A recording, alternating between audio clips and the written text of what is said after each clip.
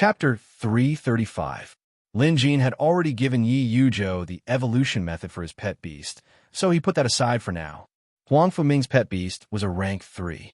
With Lin Jin's current level, appraising it was a piece of cake. The same went for the others. The mansion Wenjun mentioned wasn't too far away, and it was located in a good location. Entering, the alley was quiet and the bricks were of excellent quality. The wooden double doors had a small stone beast in front of it. The craftsmanship was exquisite.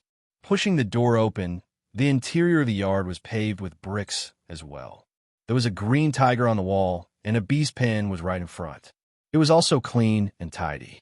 At first glance, Lin Jin fell in love with this mansion. Setting aside its tranquility, it was also much cleaner than his previous one. After all, his previous yard was made of muddy soil. When it rained, it would inevitably get muddy. Walking further in, passing through a doorway, they arrived at the backyard. There were houses on both sides, and in front of them was a large hall. The houses were furnished with ready-made furniture and beds. "This mansion isn't bad," Yi Yuzhou praised. On the way here, he already knew that Wenjun had prepared this place for Lin Jin, and he wasn't lying. He really liked this place. The others nodded in agreement, especially Luo Beiha.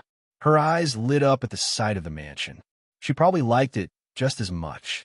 "Lord Shi, how much does this mansion cost?" Luo Beiha suddenly asked, probably trying to find out more about the market price.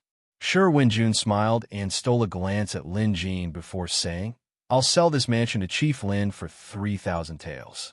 3,000, Luo Beiha's eyes widened. Just as she was about to say something, Mr. E quickly pulled her back. Still unhappy, she turned her head and glared at Mr. E angrily. The latter quickly whispered a few words to Luo Beiha. Realization dawned on her face, and she muttered, "Why do all the good things happen to others?" The others understood and merely chuckled to themselves. Lin Jin noticed it too, but he didn't say anything. Wenjun was clearly selling him at an extremely low price. Part of it was to maintain good relations with him, but the other part was to repay his debt of gratitude. Lin Jin knew this very well. Initially, he didn't want to accept this, but after coming in, he liked this place very much. The ancient trees in the courtyard were also quite artistic. He liked everything here. Since that was the case, there was no need to refuse. If he really felt bad about it, he could just help the Shi family evolve a few more pet beasts or give them a few more prescriptions. With that in mind, Lin Jin gladly accepted it. This is the place, and Lin Jin planned to move in today. He didn't want to delay any longer. It would naturally be good if he could move in earlier. Moreover, Shang Erwil 5 and the others had indeed been quite aggrieved during this period of time. The place they lived in was narrow, and he believed that they would also like it here. Following that, Lin Jin explored the entire manor with great interest. The more he looked at it, the more he liked it. Meanwhile, Luo Beiha whispered to Huang Fuming beside her, "Mr. Huangfu, do you think Lin Jin really accepted this mansion? The furniture alone is worth more than 3,000 taels. How could he be so shameless as to accept it?" Huang Fuming was a righteous man. Although he acknowledged Lin Jin, he understood the principle of not accepting a reward without doing something. He could tell that this manor couldn't be bought for less than 20,000 silvers. Lin Jin buying it for 3,000 silvers was a blatant scam to the Shi family.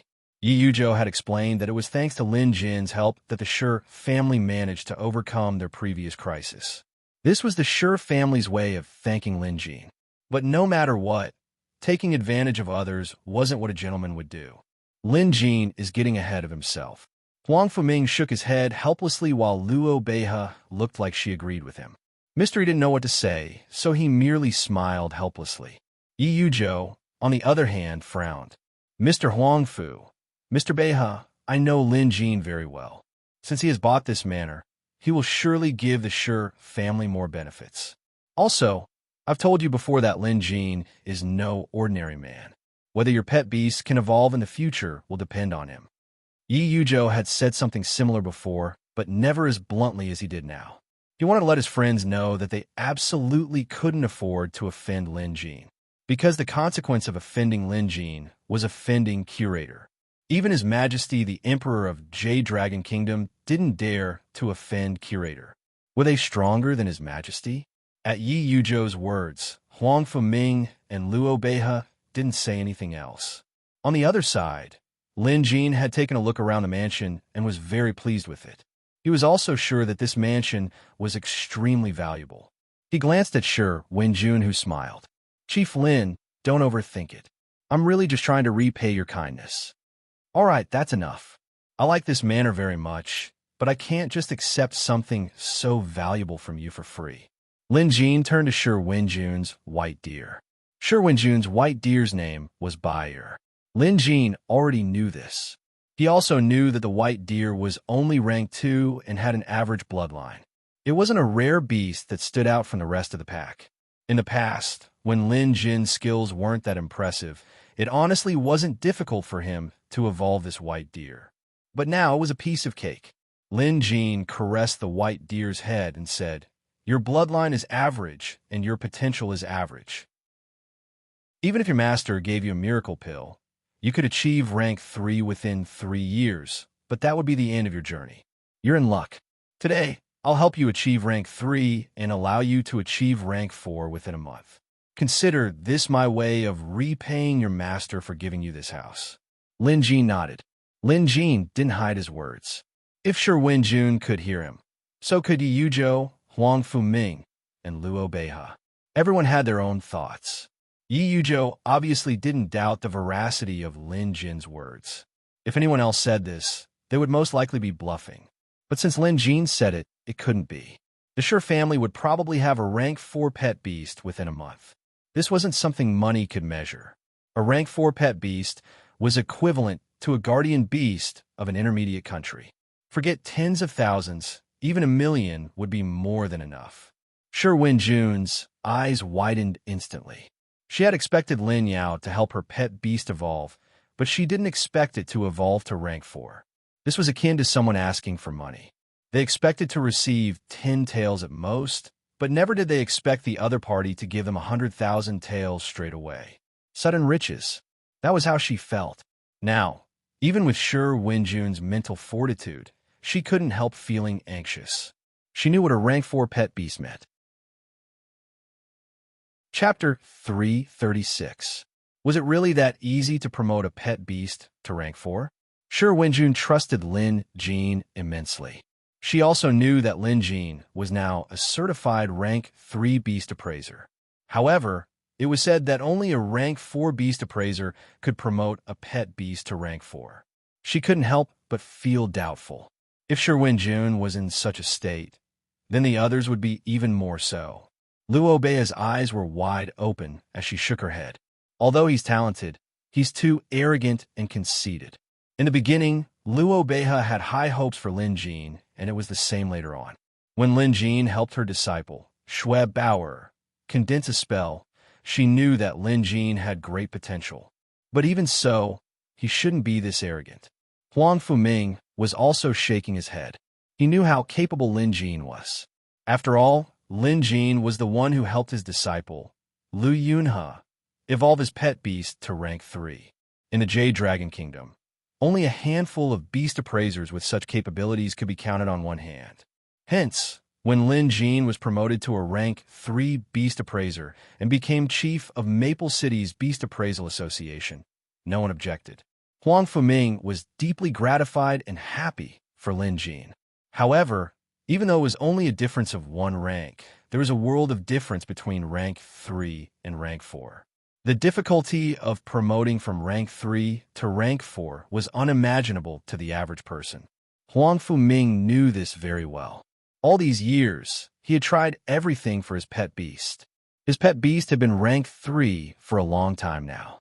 Logically speaking, with Huang Fuming's status and resources, as long as he could find a way, he would definitely try to promote his pet beast to rank 4. Yet, in the past few decades, he hadn't been able to do so. Huang Fuming had once visited famous beast appraisers in the Jade Dragon Kingdom to ask for advice on pet beast evolution. However, his hopes were met with disappointment again and again. Whether it was the rank 3 beast appraisers in the royal capital or some rogue beast appraisers, none of them could do anything. Even if they had some ideas, they would all fail after trying. Eventually, Huang Fu-Ming lost all hope and decided to give up on his pet beast evolution. But if it was possible, he would still fight for it. It was precisely because of how difficult and arduous this path was that Huang Fu-Ming knew better than anyone else that for a rank 3 pet beast to advance to rank 4, it would still be dependent on the pet beast's own potential and luck. Otherwise, it would be a fantasy to even think about advancing. Shi Wenjun's white deer could only be considered an extremely common rare beast. Even a layman like Huang Fu-Ming could tell this. Hence, when Lin Jin promised to upgrade the white deer from its current rank 2 to rank 4 within a month, Huang Fu-Ming didn't doubt it. He simply didn't believe it. Whether or not he could advance to tier 3 in a month's time was unknown. Despite his thoughts, Huang Fu-Ming didn't voice them out loud. He just wanted to find a chance to have a good chat with Lin Jin. By now, he had lost all hope of having Lin Jin appraise his pet beast. Mystery said nothing but stared curiously at Lin Jin. Although he too thought it was ridiculous for a pet beast to evolve into rank 4 in just a month, he could tell from Lin Jin's calm tone and calm gaze that he wasn't lying or exaggerating. Could it really be possible? Mystery mumbled to himself. When Yi Yuzhou heard this, he said to Mr. E, "It's not a possibility. It's a certainty." This kind of affirmation, coming from someone of Yi Yuzhou's status, could not be ignored. Luo Beihe and Huang Fu-Ming heard this as well. Both of them said nothing, but they were thinking the same thing. Why did Yi Yuzhou praise Lin Jin so much? While they were still pondering this question, an aura suddenly erupted from the white deer. Then, the white deer's body expanded abruptly. In addition to that, wood spirit energy emanated from the white deer, and a rich medicinal fragrance wafted through the air.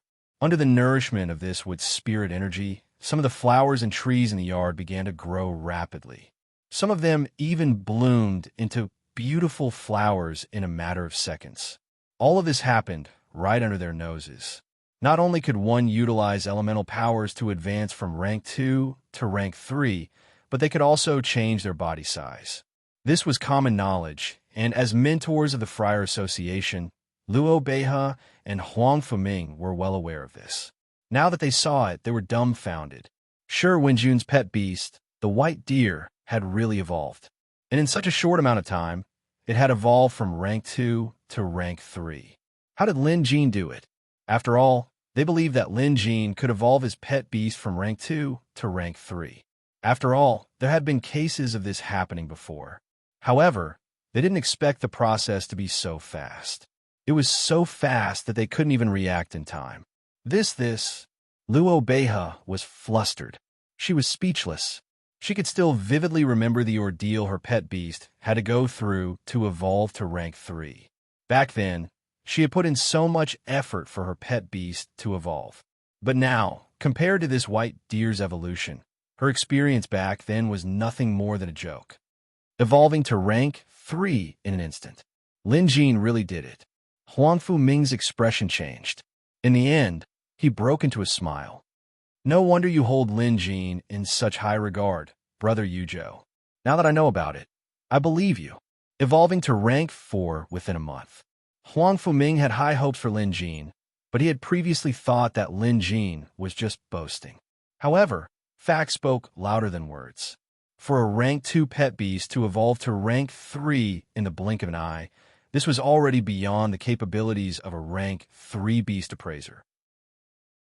Among the rank 3 beast appraisers in the entire Jade Dragon Kingdom, which one of them had such speed and skill?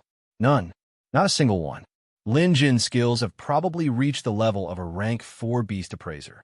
Yi Yuzhou suddenly dropped a bombshell, causing everyone's breathing to quicken.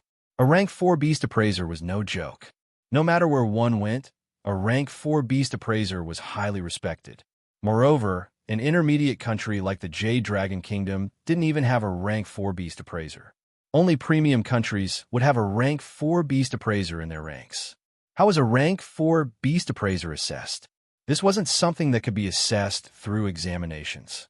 To put it simply, anyone who mastered the method to evolve a rank 3 pet beast into rank 4 could be considered a rank 4 beast appraiser. If Lin Jin could really evolve the white deer into rank 4 within a month, he would undoubtedly be at the level of a rank 4 beast appraiser. Forget them. Even His Majesty the Emperor of the Jade Dragon Kingdom would have to treat a rank 4 beast appraiser with respect. A rank 4 beast appraiser was a person who stood at the top of the world. Luo Bei's heart was pounding. Just like Huang Fuming, she had initially accepted the evolution of her pet beast. But in reality, could she really accept it? Obviously not. If there was no chance, she could only let it go. But once an opportunity presented itself, she would do everything in her power to seize it. Even if she had to resort to some underhanded means, she wouldn't hesitate. Chapter 337. And the one who was most excited at this moment was obviously Shi Wenjun herself. After all, it was her pet beast that had just evolved. As the largest family in Maple City, the Shi family naturally had a rank 3 pet beast. However, as the family head, Shi Wenjun's pet beast was only rank 2. Although her supporters in the family didn't say anything, Shi Wenjun still felt pressured. Now that the white deer had evolved into rank 3, Shi Wenjun immediately felt what it meant to be proud and elated. What excited Shi Wenjun the most was the fact that rank 3 was just the beginning. Lin Jin had promised to achieve rank 4 within a month, and by the looks of it, there was a high chance of that happening. Once her pet beast evolved, it would be the biggest turning point in the Shi family's history since its founding. From then on, the Shi family would surely rise to the top. Shi Wenjun was so excited that her fingers were trembling. She clenched her fists with all her might to suppress her emotions. All right, you've just leveled up, so you'll need some time to get used to it.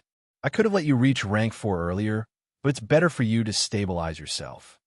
Lin Jin patted the white deer's head, and the latter chimed in affectionately.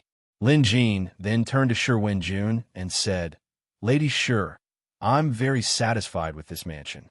Is it all right for me to move in today?" Sure, of course. Chief Lin, I'll arrange for someone to help right away." Shi Wenjun snapped out of her daze and hurriedly answered.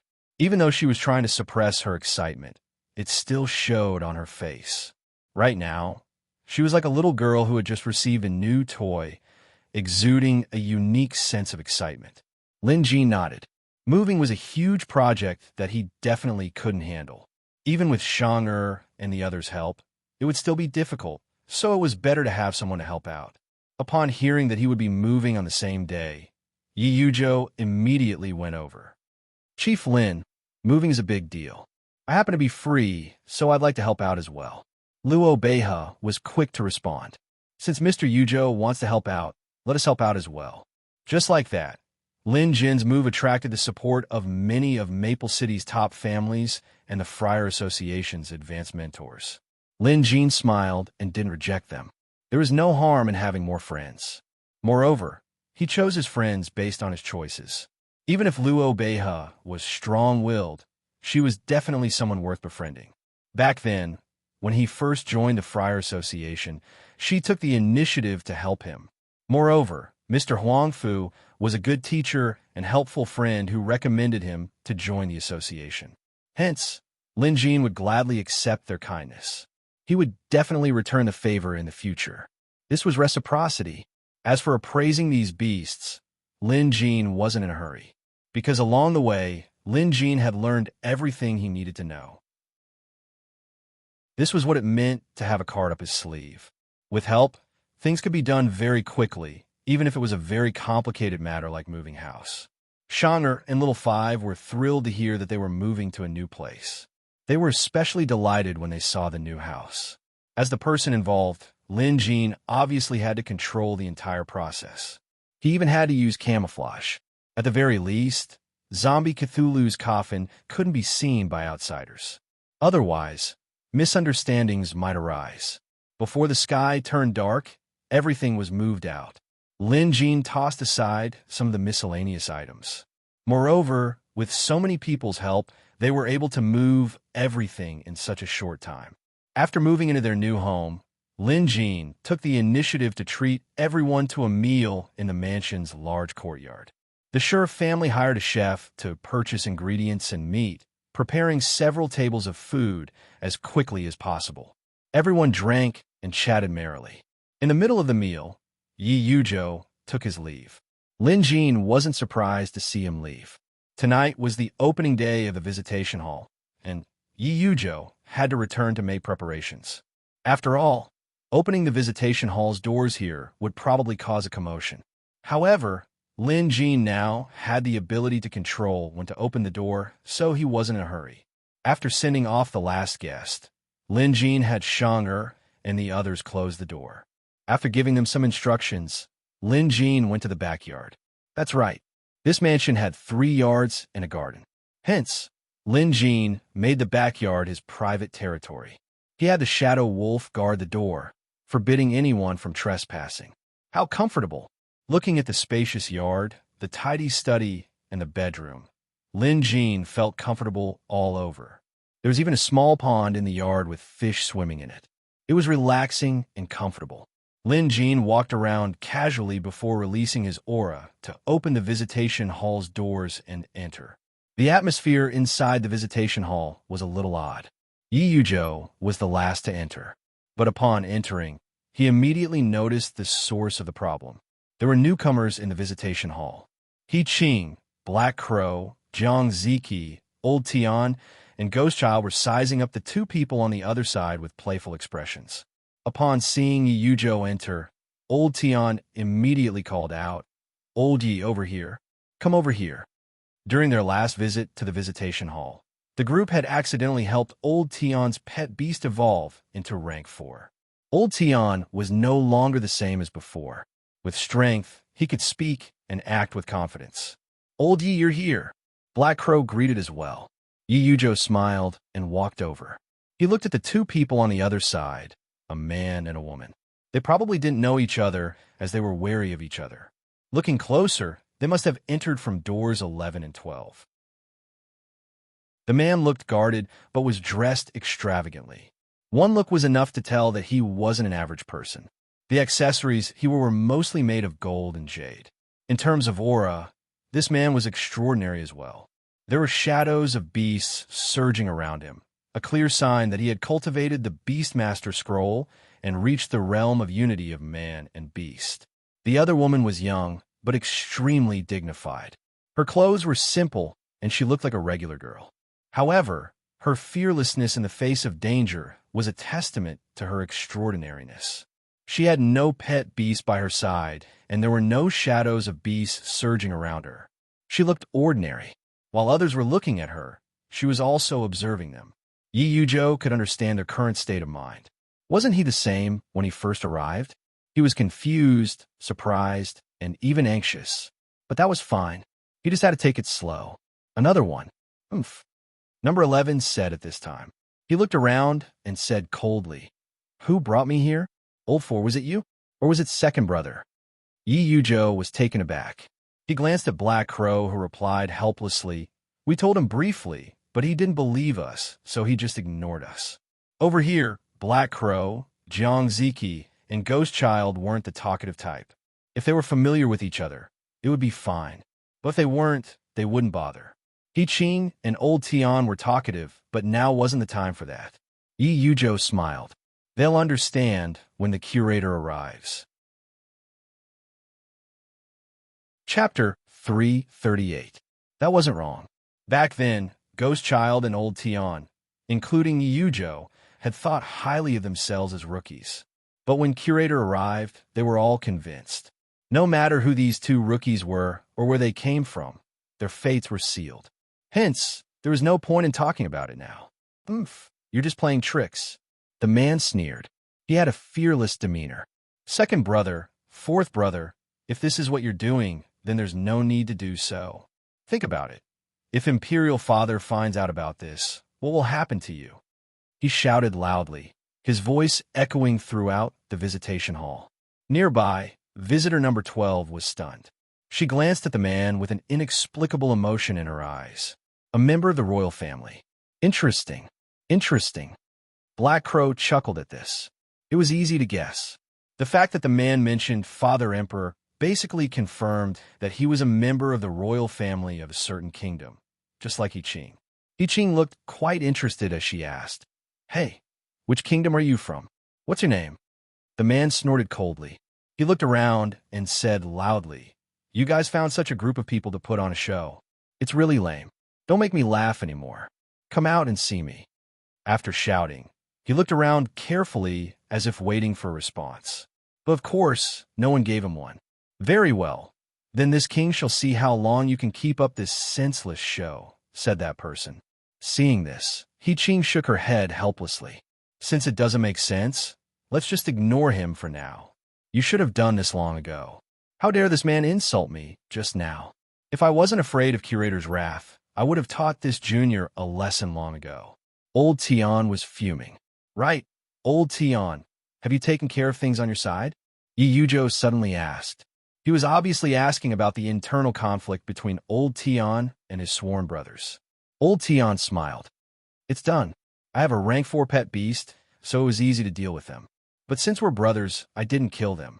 Those who are willing to follow me can stay. Those who aren't, I'll let them go." "That's right. The benevolent are invincible," Yi Yujo praised. However, Black Crow and Ghost Baby pretended not to hear it. At this time, no one cared about visitor number 11. The latter was obviously restless. "You brought this king here, but didn't come out to see me. What are your intentions? If the people in my residence know that I am not here, they will definitely look for me everywhere. At that time, Father Emperor will also know. If I were you, I would immediately stop. After all, it is not too late to regret now." Just as the man was about to speak, visitor number 12 suddenly said, You're the third son of the Heavenly Spiral Kingdom's royal family, Feng Ziqian." Visitor number 11 immediately turned his head to look at the plainly dressed woman and sneered. "Why are you asking when you already know the answer? You brought me here and tried to fool me. Don't think you can scare me like this." The female visitor said helplessly, "Feng Ziqian, open your eyes and take a good look at the situation. If I'm not mistaken, you and I were both sucked into a strange door. That's why we are here. Do you think there's anyone in this world who has such divine power? I've heard about the princes of the Heavenly Spiral Kingdom fighting for the throne, but I didn't expect you to be so weak. How can you look at the world and rule over the people without knowing your eyes?" "What did you say?" Feng Ziqian was furious. "Are you saying that this king is not qualified to fight for the throne?" As he spoke, he took 2 steps forward with a murderous look on his face. The beast's shadow on his body was even more restless. The female tenant was not afraid at all. She pointed at the wooden door behind him and said, "The door is still there, and no one is stopping you. Try and see if you can leave. Also, if you want to use force, please think about the consequences." Feng Ziqian did not move. He had already tried to open the door, but it didn't work no matter how much strength he used. This was something that he couldn't understand no matter how hard he tried. As for using force, before the situation was clear, it was taboo to act rashly. As a prince of a high-ranking country, how could he not know? But to be honest, everything in front of him was completely beyond his understanding. What he said just now was just to test the waters. After all, in the current Heavenly Spiral Kingdom, there were only a few enemies who could kidnap him.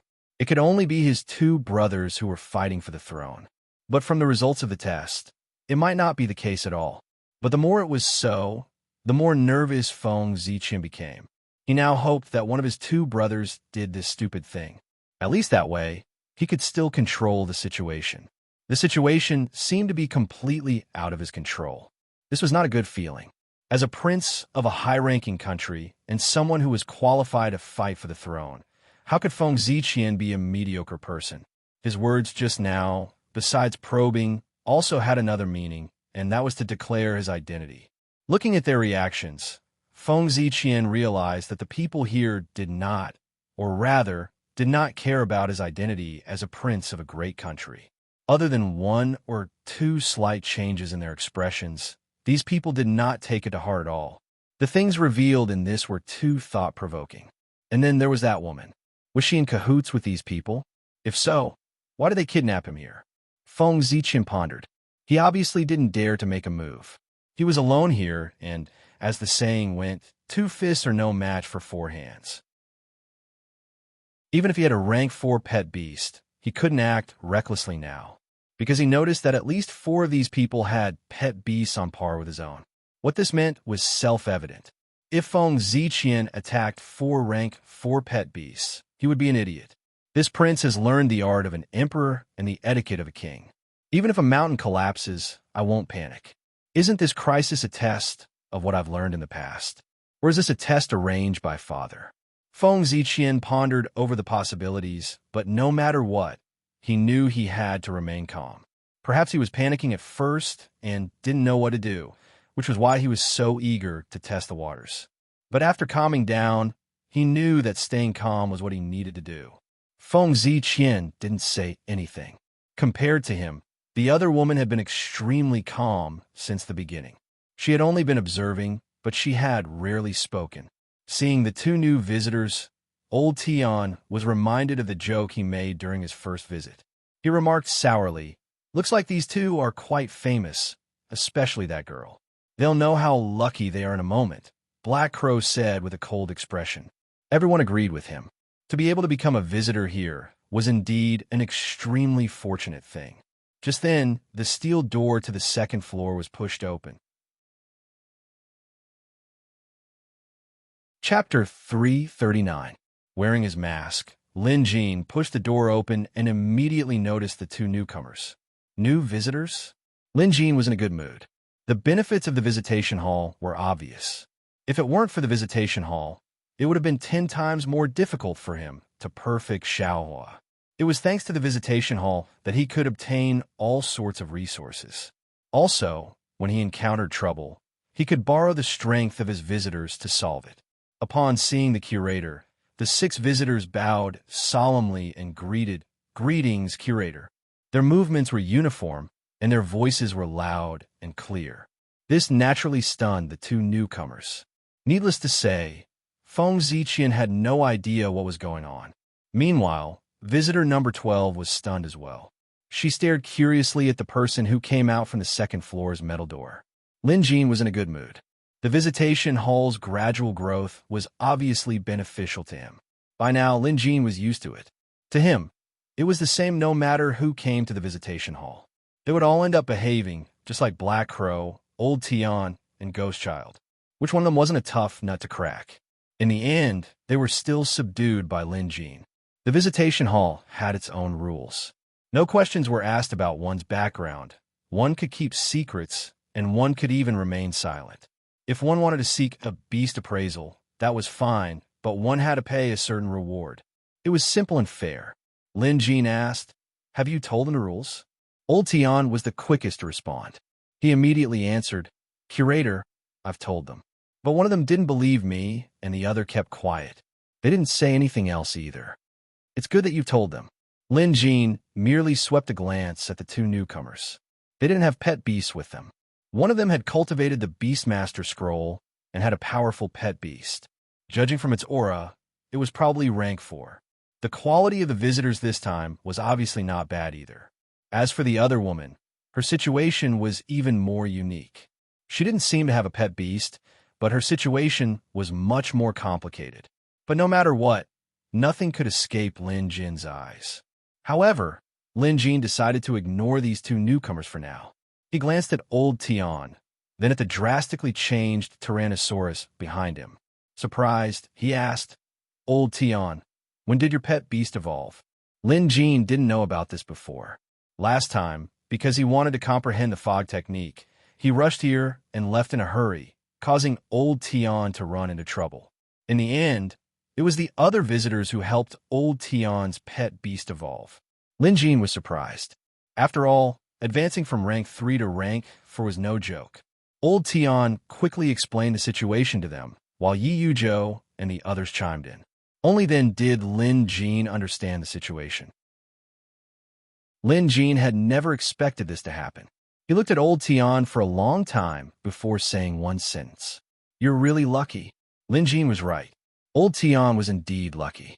They were doing it according to the method he gave them, but it was still a rank 3 to rank 4, and they even dared to use the blood of so many pet beasts to activate it. Under normal circumstances, it was impossible to succeed. However, they had actually succeeded. This was definitely a fluke, and it was only possible because their luck was heaven-defying. Of course, it was also crucial that they were doing this inside the visitation hall. Since the visitation hall had the aura of the Museum of Deadly Beasts, it naturally increased their chances of success. No matter what, it's good that they succeeded. Lin Jin leaped down from the second floor.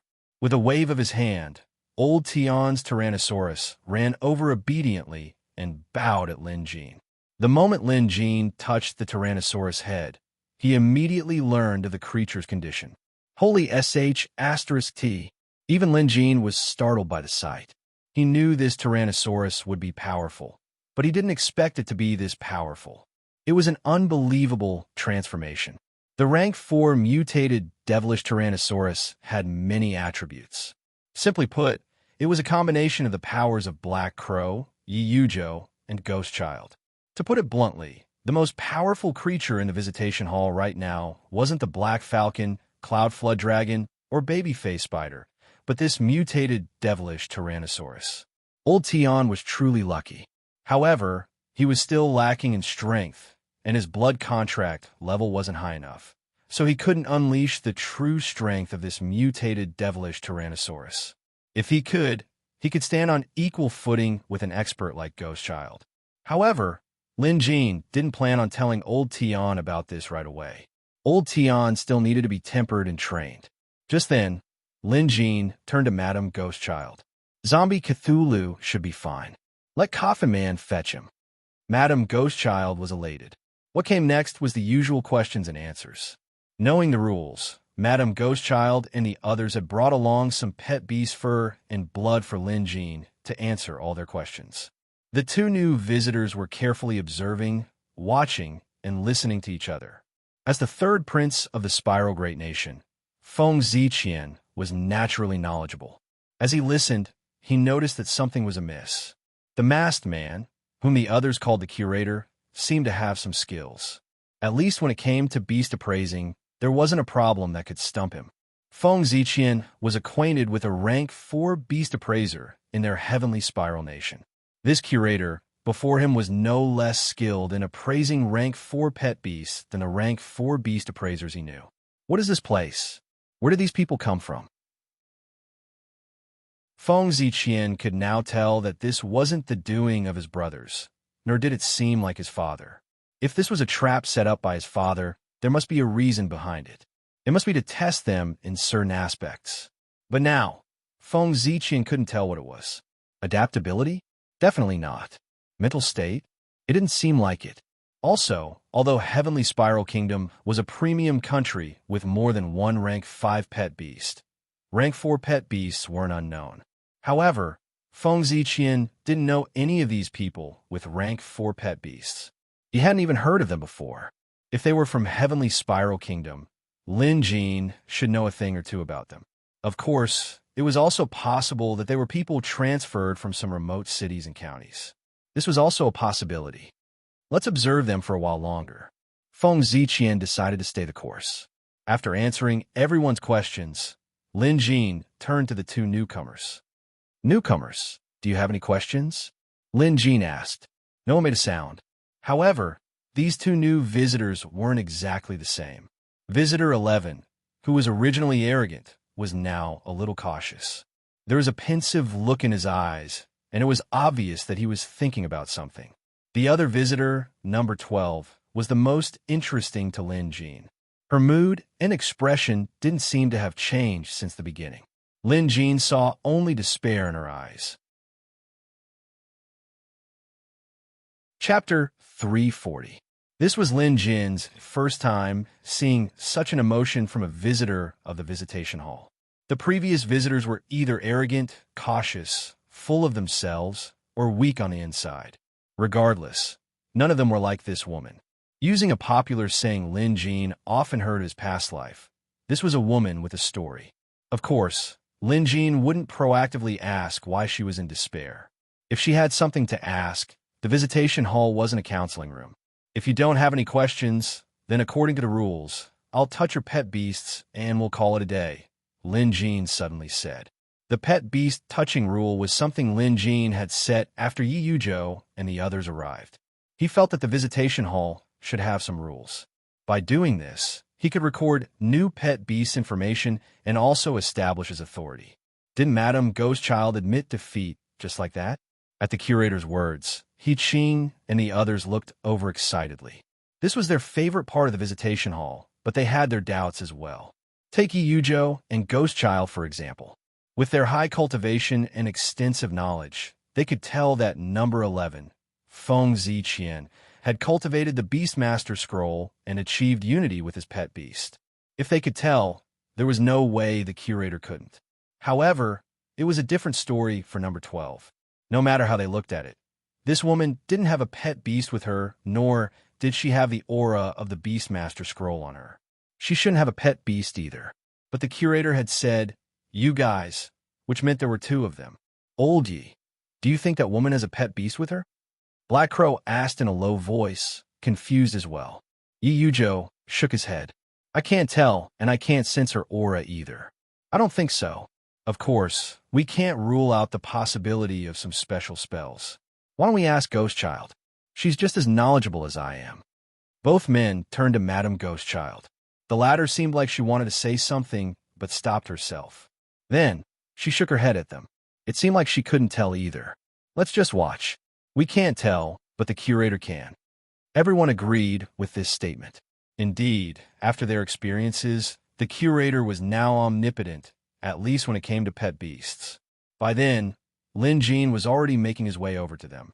Feng Ziqian did not know why, but as he looked at the masked man walking toward him, he felt his heartbeat quicken, and an oppressive feeling swept over him.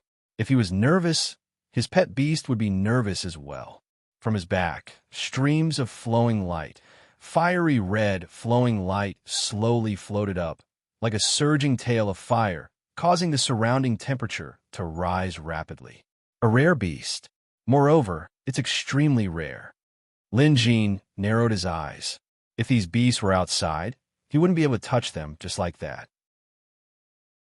But in the visitation hall, with his curator's abilities, Lin Jin wasn't afraid, no matter how ferocious they were. Forget this. Even if the terrifying beasts of the 9th Heaven Realm came to the visitation hall, Lin Jin would have the guts to pluck a few strands of fur from them. Hence, Lin Jin didn't stop and continued on his way. At this moment, visitor number 11, Feng Ziqian, had 5 fiery tails on his back. Then, half of a beast's body appeared. As soon as he appeared, he immediately displayed the strength of a rank 4 beast. Feng Ziqian knew how powerful his pet beast was. Even in Heavenly Spiral Kingdom, his pet beast was considered rare. After all, he was a prince who had access to unimaginable resources since he was young. In the past, Feng Ziqian had never been afraid of a one-on-one fight because his pet beast was strong enough. But now, he had no confidence at all. This man who was known as curator exerted an unimaginable amount of pressure on him. Even when he faced off against the powerful rank 5 pet beasts in Heavenly Spiral Kingdom, Feng Ziqian had never felt such fear. And Feng Ziqian knew that he wasn't the only one who was afraid. His pet beast was just as terrified. What should I do if this person comes over? Should I fight or not? Feng Ziqian was conflicted.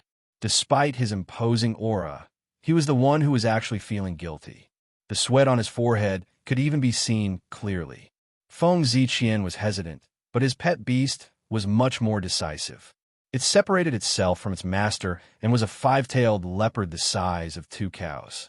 It had white brows on its forehead, and its cries were so loud that it hurt one's eardrums. With a horn on its head, it was definitely not a beast one would see on a regular basis. All 5 tails were glowing in flames.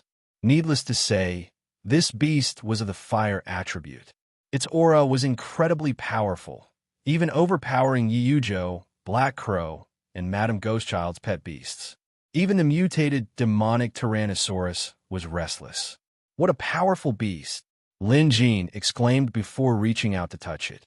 This time, before Lin Jin could touch it, the beast had already lowered its head. However, Lin Jin could tell that it was baring its fangs out of nervousness and was even trembling. However, after Lin Jin placed his palm on its head, the beast gradually calmed down. It was instantly appeased. Even Feng Ziqian's mood took a turn for the better. After all, After cultivating the Beastmaster scroll, humans and beasts could become one, influencing each other. To Yi Yuzhou and the others, this scene was nothing out of the ordinary. But to Feng Ziqian and Visitor Number 12, it was terrifying. Although Feng Ziqian's emotions had been appeased, he was now in shock. No one knew his pet beast better than he did. He could confidently say that not even a rank 4 beast appraiser in Heavenly Spiral Kingdom could do this. In fact, even a handful of rank 5 beast appraisers in Heavenly Spiral Kingdom might not be able to do this. And yet, this masked man before him had done it. Who exactly was he? Feng Ziqian was now certain that this wasn't something his brothers could do. The reason was simple. Even a prince of Heavenly Spiral Kingdom couldn't find an expert beast appraiser who could subdue his pet beast in an instant. Moreover, his pet beast didn't resist at all. This was the scariest part. At that moment, Feng Ziqian understood that this curator was at least a rank 4, no, a rank 5 beast appraiser. Even in a premium country like Heavenly Spiral Kingdom, the number of rank 5 beast appraisers in the country could be counted on one hand. More importantly, even a prince like Feng Ziqian had to be respectful to a rank 5 beast appraiser. This was because rank 5 beast appraisers usually had rank 5 pet beasts. There were even rumors that some rank 5 beast appraisers had rank 6 pet beasts. Could this curator be a rank 5 beast appraiser too? A thought popped into Feng Ziqian's mind. Chapter 341. If that was the case, not even Father could order a rank 5 beast appraiser to do anything. In the Heavenly Spiral Kingdom, rank 5 beast appraisers were the greatest resource. If any of the princes who were interested in becoming the crown prince could recruit a rank 5 beast appraiser, they would have a huge advantage. There was a saying in the Heavenly Spiral Kingdom: 5 rings suppressing the kingdom. A rank 5 beast appraiser was a force to be reckoned with in a premium country. One could easily imagine how powerful this person was. Even if this curator wasn't a rank 5 beast appraiser, he was at least a rank 4 beast appraiser, which made him worth recruiting. Just as Feng Ziqian was letting his imagination run wild, he heard the curator say, "Rank 4 menacing beast, fire a tribute." Following that, Lin Jin divulged every detail about Feng Ziqian's pet beast, leaving Feng Ziqian shuddering in fear. The other party actually knew so much about it. How is this possible? Of all the beast appraisers Feng Ziqian had met, none of them had this level of skill unless they already knew about his pet beast. This made Feng Ziqian suspicious again. But when he thought about it, it didn't seem right. It was too detailed. There were some things that even he didn't know about. For example, when the other party said that when his beast was young, it had been burned by lightning, and even now, there were still hidden dangers. Feng Ziqian didn't know about this. But at the same time, he also felt that the other party wasn't spouting nonsense. After all, everything that he had said was correct, and there wasn't even the slightest mistake. Lin Jin patted the menacing beast's head before caressing its horn. Not bad potential, not bad aptitude. Based on the current situation, there's a slight chance that you'll get promoted to rank 5 in a few years. Having said that, Lin Jin added, "Go back." The ferocious beast immediately turned into a ball of fiery light and burrowed into Feng Ziqian's back. This made Feng Ziqian's heart race again. This pet beast of his usually had a bad temper. Other than Feng Ziqian's name, it wouldn't listen to anyone. Even the rank 4 beast appraisers he knew were the same. At that moment, his evaluation of the curator in front of him rose by another level. After petting number 11's pet beast, Lin Jin turned and walked over to number 12. This startled visitor number 12, and she instinctively took a step back. After all, ever since she entered the visitor's hall, she had appeared extremely calm and indifferent. Even when Feng Ziqian revealed his murderous intent, her expression did not change. This calm state of mind was indeed extraordinary. But at this moment, she was actually a little flustered. Although the person in front of her was wearing a mask and his facial features could not be seen, this person actually caused Zhao Jingyan to feel a little flustered. This had never happened before. Zhao Jingyan's background was extremely special. She originally had a lofty status and tyrannical strength. In her eyes, ordinary kingdoms were nothing at all. Unfortunately, she encountered a huge, unforeseen event, and this unforeseen event could kill ordinary people 800 times over. Even Zhao Jingyan had to pay an unimaginable price. Although she was not dead yet, she knew that she was powerless to turn the tables. Originally, she planned to commit suicide, but just as she was about to understand herself, she was suddenly sucked into this place. She had no fear toward a person who was bent on seeking death. Earlier, she even hoped that Feng Ziqian would kill her so that she could fulfill her wish. However, she was also curious about what kind of place this visitation hall was. Hence, she had been listening attentively, trying to figure out how credible this story was.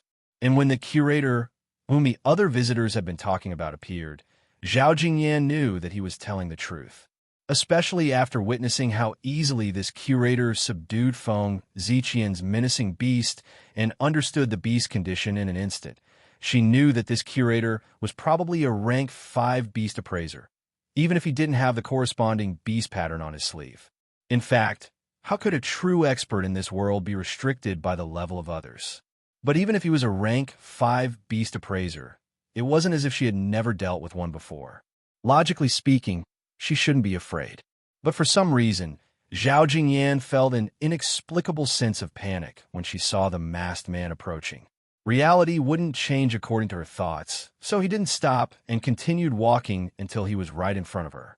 "What are you doing?" Zhao Jingyan couldn't resist asking. Of course she had to ask. This man said he wanted to touch Feng Ziqian's pet beast.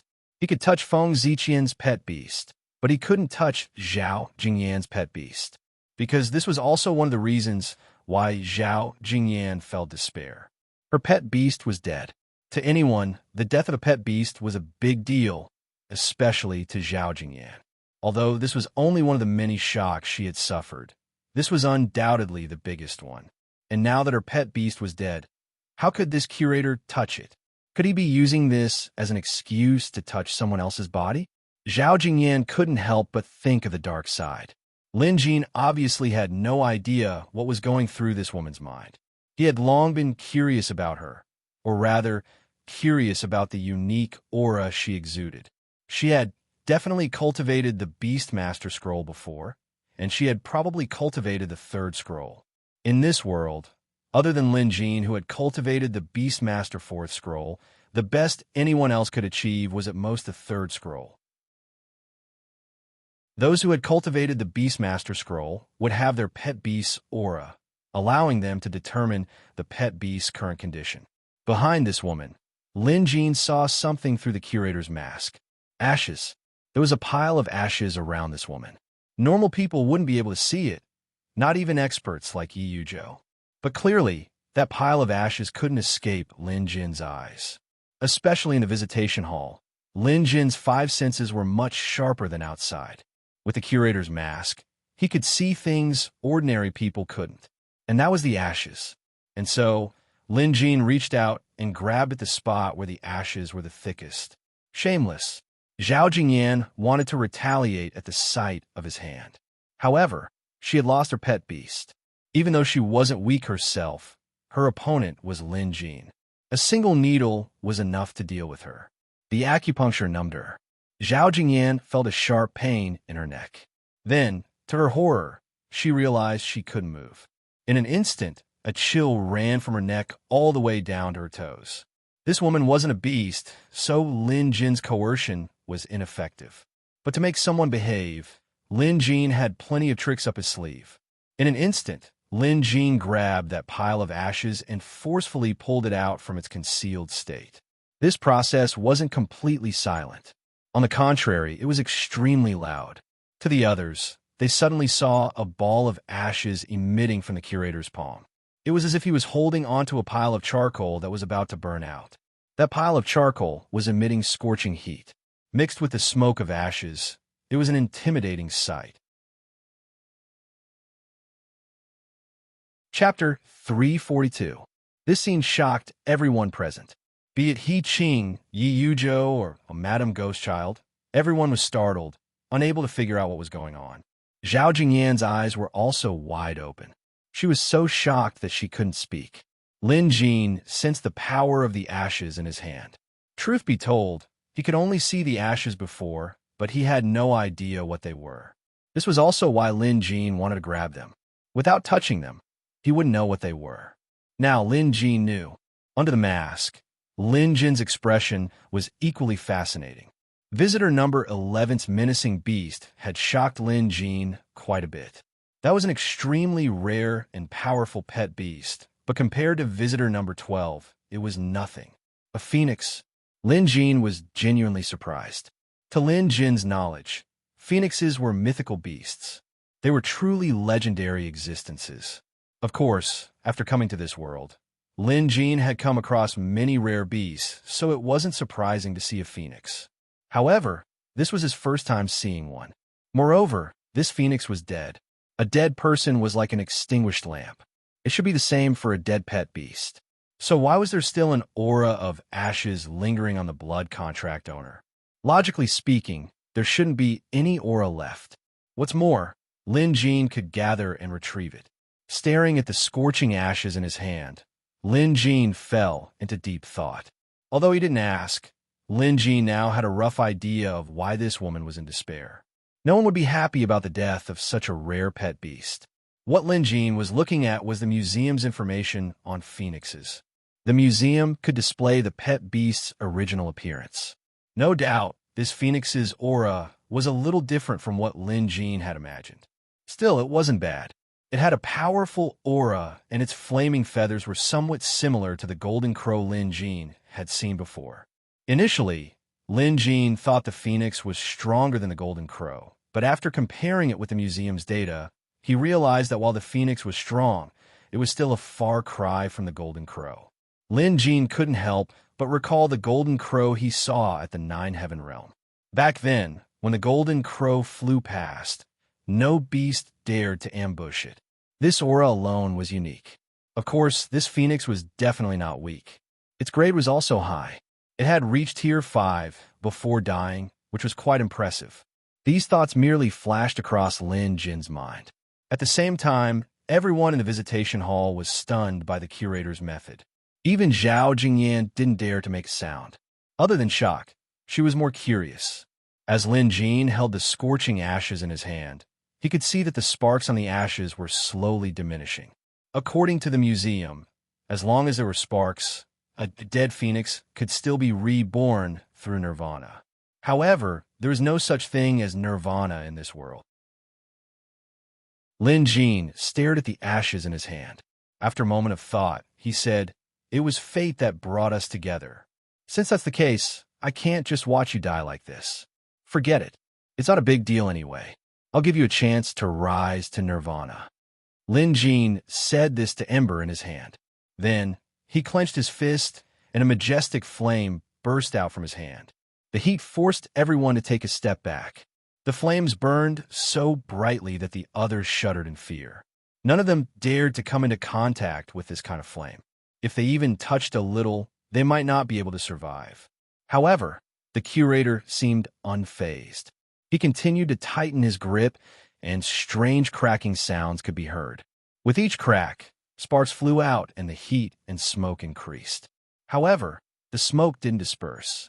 Instead, it gathered above his head in layers like rolling black clouds. Strangely, the smoke seemed to have a mind of its own. "Condense!" Lin Jin shouted, abruptly increasing his strength. He was obviously using his Dharma body.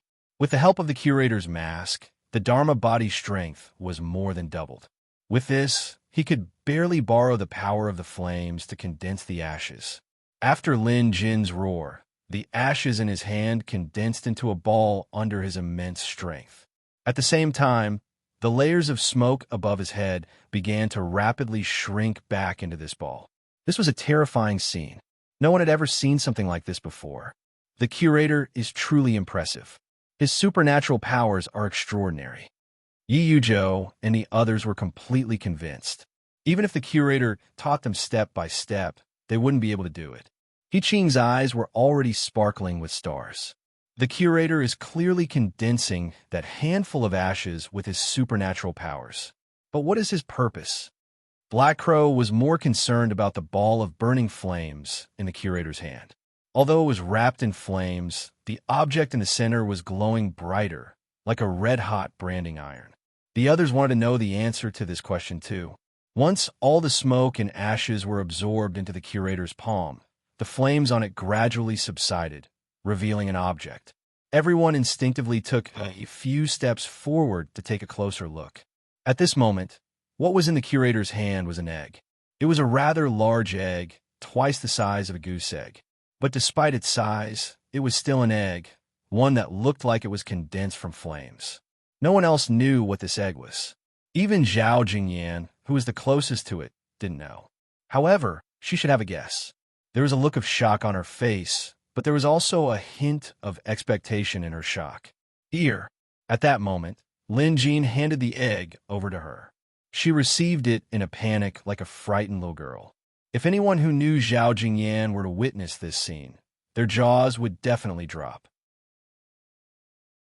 The Grand Commander of the Phoenix Palace had actually been frightened by someone. Moreover, she had even lost her head out of fear. This was because the former had been very casual with her, but her actions of receiving it were very careful, not daring to touch it. Ignoring her, Lin Jin was enjoying himself. Earlier, he was borrowing Xiao Hua's Dharma body's flames to help the phoenix condense its nirvana body. In other words, that egg, to Lin Jin, it was beneficial for him as he absorbed quite a bit of the phoenix's flames. This was beneficial for strengthening Xiao Hua's Dharma body and enriching his dragon fire. In short, it was a win-win situation. Of course, whether or not the phoenix could benefit from it depended on luck. Lin Jin had followed the museum's appraisal results to condense the nirvana body, and he had done a decent job. But whether or not this egg could hatch and whether or not the dead phoenix could be reborn were all unknown. There was a chance of success, but there was also a chance of failure. Of course, Lin Jin wouldn't say much about this now. She didn't ask either.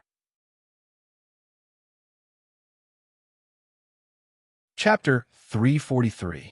Perhaps because of his earlier performance, everyone was stunned. Lin Jin decided to call a day. He wanted to go out and study the mysteries of his phoenix flames. If he could learn the mechanics of nirvana, that would be even better. Is there anything else? If not, I'll be leaving. Lin Jin went up to the second floor and asked. Feng Ziqian wanted to say something, but stopped himself in the end. Meanwhile, Zhao Jingyan was still staring at the egg in her hand with an interesting expression on her face. She probably didn't even notice the curator's words. Other than He Qing asking when the curator would be able to visit the royal capital again, the others didn't have any other questions. After all their questions had been answered. With that, Lin Ji nodded and left. After the curator left, the other visitors would stay behind to keep in touch and improve their relationship. This had become a tradition in the visitation hall. This time was no exception.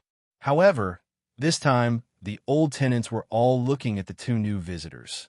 Only then did Zhao Jingyan notice that the curator had left. She immediately snapped out of her daze and hurried forward. Will he be back? The visitation hall opens once every 7 days. If you want to meet the curator, you'll have to wait 7 days. But sometimes, the curator might not be free, He Qing suddenly said. He Qing asked. Her eyes were fixed on the egg in the other party's hand. She probably wanted to ask what it was. At this, disappointment flashed across Zhao Jingyan's eyes. Had she known, she would have asked the curator in detail. Right, sister, you can't address the curator as he. You have to learn from us and address him respectfully. Don't be rude, He Qing reminded. Zhao Jingyan looked lost. She looked at the egg in her hand, then at her surroundings. Suddenly, she didn't want to die. This egg had given her hope. She seemed to have heard the curator say that it was fate that brought them together and that he would give them a chance at nirvana. What did nirvana mean? Had she known, she would have asked the curator. Unfortunately, there was no cure for regret in this world. Zhao Jingyan was still in a state of shock and unease. Now that she was fine, she had missed her chance. However, on second thought, the other people here didn't seem to be ordinary people. Moreover, they were obviously veterans of the visitation hall. She might as well ask them for guidance first. Thinking up to here, Zhao Jingyan's previous coldness, dejection, and despair disappeared. Instead, she became spirited and her eyes shone with a glimmer of light. She walked out and bowed to them. Zhao Jingyan greets everyone. This was a formal greeting.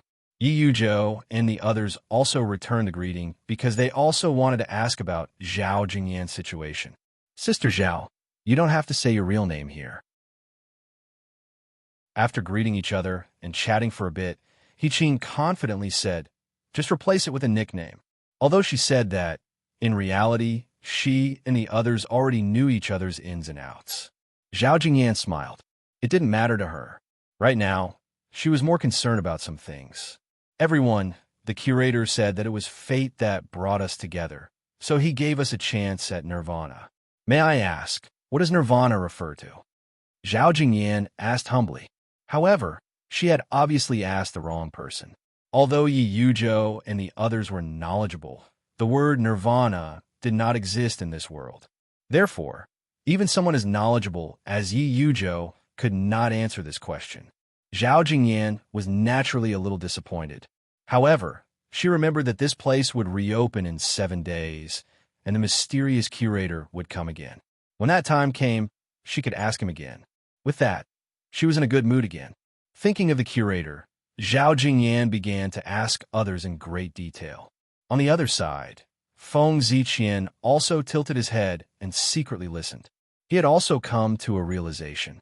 Looking at the current situation, he was sure that this had nothing to do with his brothers and his father. This was the territory of a hidden expert, and he was completely lucky to be able to come here. In Feng Ziqian's opinion, this was great luck. Most of the descendants of the royal family were arrogant and foppish, but it was also a place where talents could be produced. After all, the education and resources that they received from a young age were not something that ordinary people could compare to. There were many princes in the heavenly spiral kingdom, but since Feng Ziqian was qualified to fight for the throne, he was definitely no mediocre person. After confirming that this visitation hall had nothing to do with his brothers and father, Feng Ziqian understood that this was a great opportunity for him. He could see that. Visitor number 12's pet beast must be extraordinary. The fact that she could call out his name meant that she was no ordinary person. When she introduced herself, Feng Ziqian had been listening carefully. When he heard the name Zhao Jingyan, he found it familiar as if he had heard it somewhere before. Feng Ziqian thought about it again, and suddenly his heart skipped a beat. I think the commander of Phoenix Palace is called Zhao Jingyan. Could it be her? Feng Ziqian was visibly excited. He continued to calculate in his heart. This Phoenix Palace is a hidden sect that is incomparably powerful. It can be compared to a large country and has an extremely high status. However, I heard that something happened recently. I don't know the specifics, but if this Zhao Jingyan is the great commander of Phoenix Palace, then it means that something big must have happened to Phoenix Palace. Could it be that someone is plotting a rebellion? Feng Ziqian was making wild guesses. No doubt, this was an opportunity for him. If he could form a relationship with this Zhao Jingyan, it would definitely be beneficial. That would be equivalent to forming an alliance with Phoenix Palace. His chances of winning the crown prince's position would be much higher. Thinking of this, Feng Ziqian leaned over and interjected, "The meaning of nirvana sounds mysterious, but it should be a good thing." Curator took the ashes and condensed them into an egg, and he even said it was fate. Just this point alone can't be wrong. Zhao Jingyan understood that he was comforting her. She glanced at Feng Ziqian and nodded. The latter quickly returned her smile. It wasn't because of anything else, but Feng Ziqian's words had touched the bottom of her heart. At first, she was filled with despair and had no desires. But now, she had a glimmer of hope. Although she was confident, she still needed someone else's affirmation. This was all psychological. On the other side, Yi Yuzhou suddenly opened his mouth and said, "I've heard people say that there's a mysterious palace in the southern continent. It's built on the Scarlet Flame Mountain, and it's hidden and hard to find. People call it the Phoenix Palace, and there are many experts there. Its commander is called Zhao Jingyan." This was a direct question. Chapter 344. Truth be told, Only a handful of people here knew of Phoenix Palace, and there were probably no more than 3 who knew of Zhao Jingyan's name. Coincidentally, Yi Yuzhou loved to read and had a hobby, which was to find out about the world's strange happenings. He just so happened to know about the Phoenix Palace. He also knew that the Phoenix Palace had existed for at least 300 years. Some people said that its strength was comparable to a large nation. In other words, there was a rank 5 pet beast guarding it. There are phoenixes in Phoenix Palace. Their fire control abilities are unparalleled. Yi Yuzhou recited a twisted poem he had heard from somewhere. Although Feng Ziqian had his guesses, he wasn't the type to ask questions directly. It was normal for royalty to be shrewd. Yi Yuzhou didn't beat around the bush, at least not in the visitation hall. His question was direct, and so was Zhao Jingyan's answer. Yes. One word was enough to confirm her identity. She then told him about her recent encounters. It turned out that other than her, the commander, there were also the palace lord and the deputy commander. Just like the imperial court, the palace lord was the king and the commander was the marshal. There were also various supervisors and managers. There was a clear division of labor. Zhao Jingyan was the kind of person who stood above all but one. But recently, something had happened to the Phoenix Palace. The palace master had gone into seclusion for 3 years and hadn't come out for 3 years. As a result, the situation within the Phoenix Palace had become chaotic. Naturally, the palace master couldn't take charge, so it was reasonable to say that Zhao Jingyan, the great commander, should be the one to support the situation, and this was what she did. But the problem was, there were people who weren't convinced. Later, the deputy commander and the 8 supervisors of Phoenix Palace suddenly attacked Zhao Jingyan. Not only did they injure her, but they also killed her pet beast. In the end, Zhao Jingyan was lucky enough to escape, but she lost many of her trusted aides. After that, she was at her wit's end and fell into despair. She wanted to end her life, but she didn't expect to be sucked into the visitation hall for no apparent reason. She didn't hide anything. Firstly, there was no need to hide something like this. Secondly, she knew that this was an opportunity. She had a blood feud, so she naturally wanted to take revenge. Hence, she had to grab this opportunity. Since that was the case, it was best to be honest. After experiencing pride, betrayal, and despair, Zhao Jingyan realized that she was much more mature than before. Such an experience was indeed tragic. At the very least, He Qing kept consoling him. I've heard of the Phoenix Palace as well.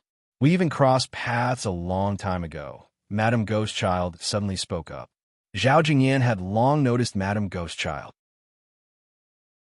What she had guessed earlier was now out in the open. May I ask if you're Madame Ghostchild, one of the 5 Namling deities of the southern continent? Madame Ghostchild smiled. There aren't many people in the southern state who know about the 5 Namling immortals. This was an indirect admission. 50 years ago, my master had a good relationship with the Southern Mountain 5 deities. It's my honor to be able to meet Senior Ghostchild today. Zhao Jingyan bowed. Just like that, she managed to capture both He Qing and Madame Ghostchild in an instant. Now that the 2 women were taken down, the remaining men were even easier to take down. Amazing. Feng Ziqian felt his scalp tingle. He finally realized that he would be a frequent visitor of the visitation hall from now on. Of course, he had to build a good relationship with the people here. This was the basic quality of socializing among royalty. He scored full marks for this. Even if he was facing someone he didn't like, he could still chat for an entire afternoon. Moreover, he didn't dislike the people here. Anyone who was valuable to him was someone he could rope in. I've never heard of the 5 Namling deities, but I can ask around when I get back. Still, someone who can make someone like Zhao Jingyan address him as senior must be someone extraordinary. Feng Ziqian thought to himself. Now that he had found a topic of conversation, he immediately led it to himself and introduced himself. Since everyone knew who he was, there was no need to hide it, so Feng Ziqian told him the truth. The status of a prince of a premium country was indeed impressive. Even people like Black Crow and Ghostchild wouldn't dare to slight him. Villainous experts like them could crush a small country and ignore an intermediate country, but they couldn't possibly go up against a premium country. A rank 5 pet beast wasn't something they could handle. Among the villainous experts, other than a handful with rank 5 pet beasts, the rest wouldn't dare provoke a premium country. Therefore, everyone present nodded at Feng Ziqian in return. After all, this prince of a high-rank country did not put on any airs and was very approachable. And so, the two newcomers soon mingled with the others. They also learned about the visitation hall and the curator. After listening to the others, they were even more certain of their guesses. The curator must be a rank 5 beast appraiser. Lin Jin was oblivious to all this. After exiting the visitation hall, he began studying the phoenix fire in his spacious new mansion. The second half of the night flew by, and Lin Jin only came back to his senses at dawn. The phoenix fire is truly impressive. The results of Lin Jin's research excited him. The phoenix fire was even more powerful than the dragon fire he cultivated before. However, to make it his own, it would take time and he would need a real tinder.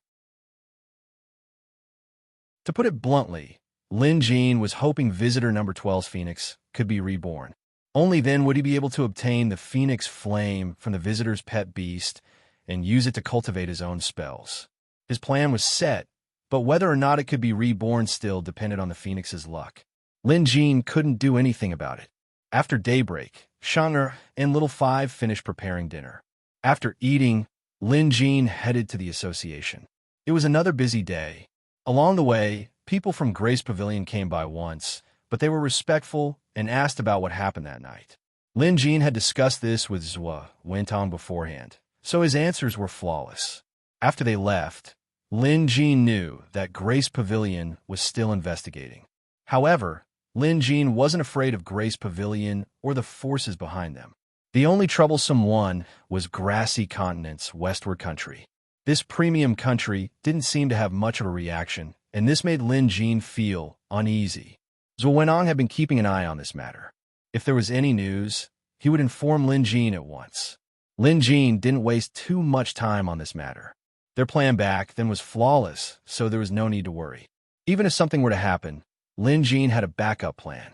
That afternoon, someone from Maple City's relay station came with a letter. My letter? Lin Jin was puzzled, but soon understood.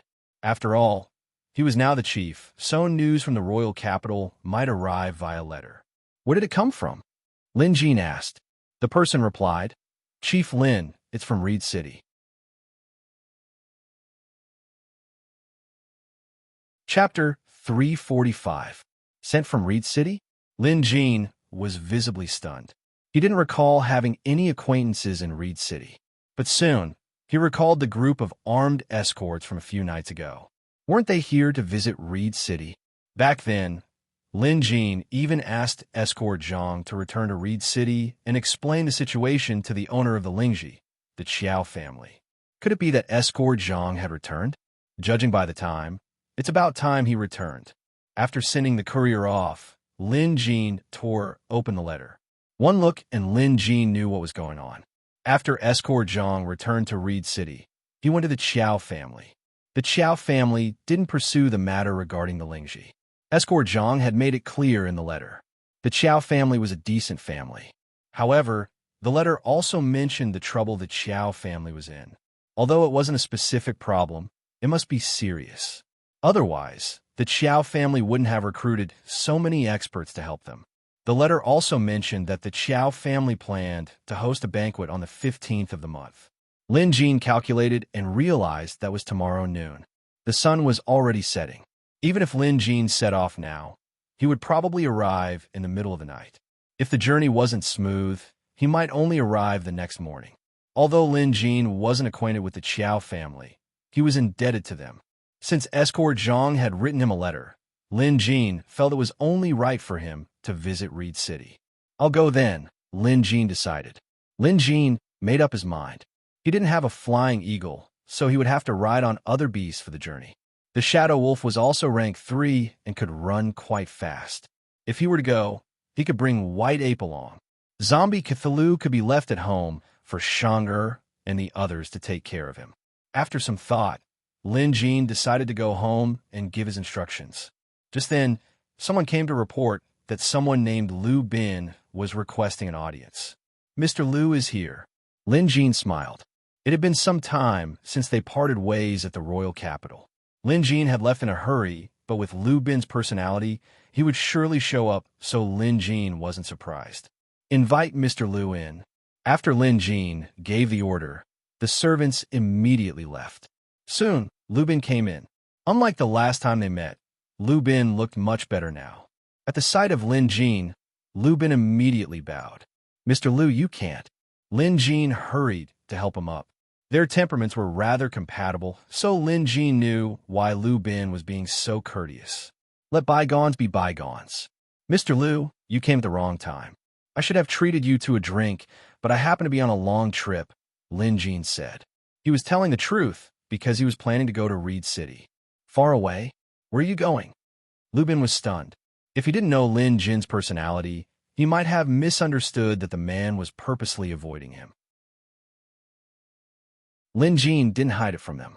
He told them that he owed Reed City's Xiao family a favor, and after hearing that they were in trouble, he planned to head over to take a look. If he could be of any help, he would return the favor. I see. Having said that, Lu Bin smiled. Since you're only going tomorrow at noon, there's no hurry. It wasn't easy for me to find you, so let's drink till we're drunk tonight. Lin Jin shook his head. It's not that I don't want to, but Reed City is too far away. I have to hurry. Lu Bin smiled as well. Appraiser Lin, have you forgotten what I promised you back in the royal capital? Lin Jin was stunned before he was overjoyed. An eagle? Lu Bin nodded. That's right. Other than thanking you on behalf of my lord, I'm also here to fulfill my promise by gifting you an eagle. Having said that, Lu Bin blew on a specially made whistle. Sure enough, an eagle could be seen circling in the sky, letting out a long cry. Appraiser Lin, you can ride an eagle tomorrow, and it'll only take you 2 hours. Why are you in such a hurry?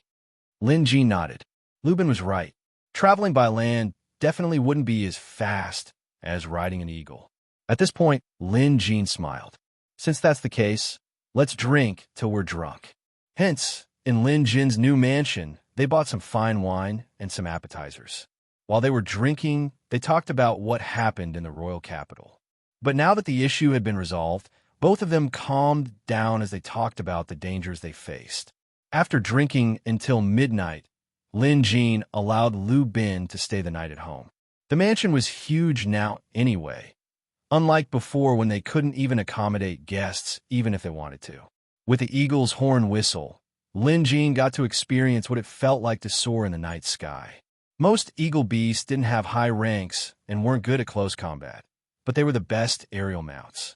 More importantly, some of these beasts could be controlled by whistling without the need for a blood contract.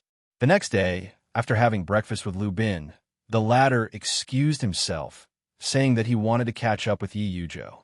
Lin Jin knew that the man didn't want to disturb him.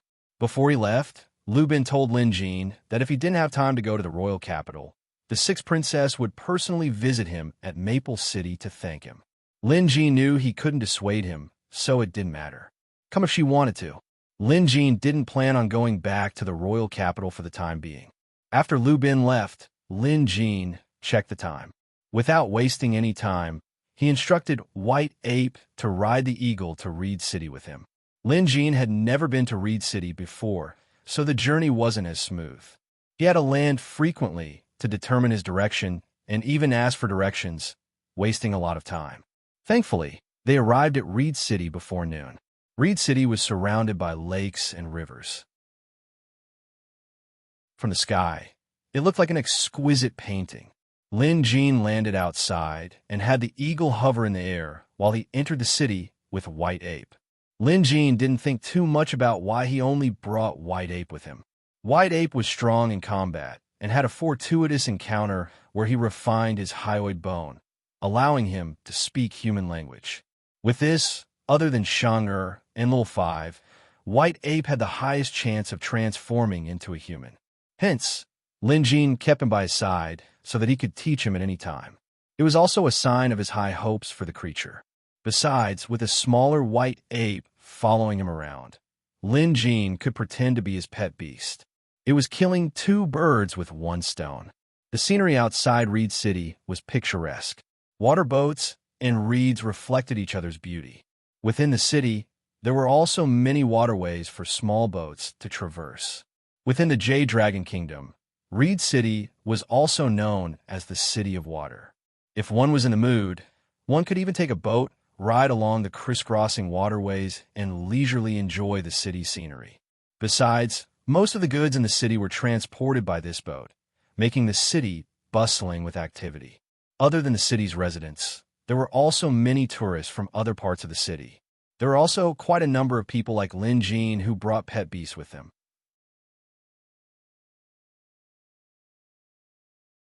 Chapter 346. In Maple City, if one were to ask about the Sher family, they would probably know about them. Asking about the Chow family in Reed City was the same. Moreover, everyone in Reed City knew about the Chow family's banquet today. The Chow family? Of course I know about them. They're a grand family with so much money that they can't even finish spending it. Every medicine hall in the city belongs to them. I heard that the Chow family has invited many capable people from the martial world to a banquet today. Even if we don't have the skills, we'd still be able to enjoy a good meal. That was how the locals who were stopped by Lin Jean explained. From what he said, it was clear that he cared a lot about the Chow family's banquet today. Ever since I woke up this morning, there has been a nice aroma coming from the Chow family's place. Just follow the smell, and you'll be able to find the place, the man said as he gulped down his saliva. Lin Jean quickly thanked this gluttonous man before heading over to the Chow family's manor. Although Escort Zhang had sent him a letter asking him to come, he was still here to solve the Chow family's problem, so he decided to just go there. Suddenly, Lin Jin's eyes flickered as he sensed an aura. Why is it here? Lin Jean couldn't help but mutter to himself after identifying the faint aura. This aura belonged to Lin Jin's Dragon Fire. Recently, Lin Jean hadn't used this spell much other than to practice it. The only time he used it against an enemy was when he helped Lu Yunhe get rid of the black insect that formed a blood contract with Lu Ba. Lin Jean could naturally sense it if he had been burned by Dragon Fire. Could it be that the demonic appraiser who secretly planted the bug in Lu Ba is in Reed City? The thought popped into Lin Jin's mind. However, his cultivation wasn't high enough, so even if he could sense the lingering aura of Dragon Fire, he couldn't pinpoint its exact location. Let's go check out the Chow family's manor first. Once the Chow family's business is settled, I'll investigate further, Lin Jean decided. After all, he was here for the Chow family. Thus, Lin Jean continued forward until he came to a large courtyard. It was the Chow family's manor. The courtyard's doors were wide open. The walls were white and the roof tiles were black. Guests walked in and out, and Lin Jean could smell the aroma of food and fish. It seemed like the Chow family's banquet was real. There were people greeting them at the door, but they kept coming in. Judging from their attire and pet beasts, they weren't ordinary citizens. After a moment's thought, Lin Jean stepped forward. Someone immediately went up to greet them. "Sir, how should I address you?" Lin Jean smiled. "Maple Leaf, Lin Jean." It was simple and clear. When the Chow family member heard this, he thought that the experts from the outer city had also come. But it wasn't strange. There had already been a few who had come before. The patriarch had ordered that as long as they had the ability, they could come. The Chow family welcomed them. Even if they were people who deceived the world, they didn't need to care. The Chow family could still afford to pay them a meal. Hence, the person who greeted him studied Lin Jean from head to toe. Indeed, Lin Jean wasn't dressed like an average person. The pet beast beside him was a large white ape about half the height of a grown man. It was huge, powerful, and ferocious. It must be at least rank 2, right? This person guessed. Clearly, Lin Jean had no idea what was going through his mind. If he did, he would be helpless. After all, White Ape had shrunk in size. If he were to reveal his true form, the servant would probably wet his pants in fear. In any case, to him, this man who called himself Lin Jean was probably no ordinary person. Hence, following the master's instructions, the servant invited Lin Jean in. Lin Jean didn't expect it to be this easy. However, he didn't say much.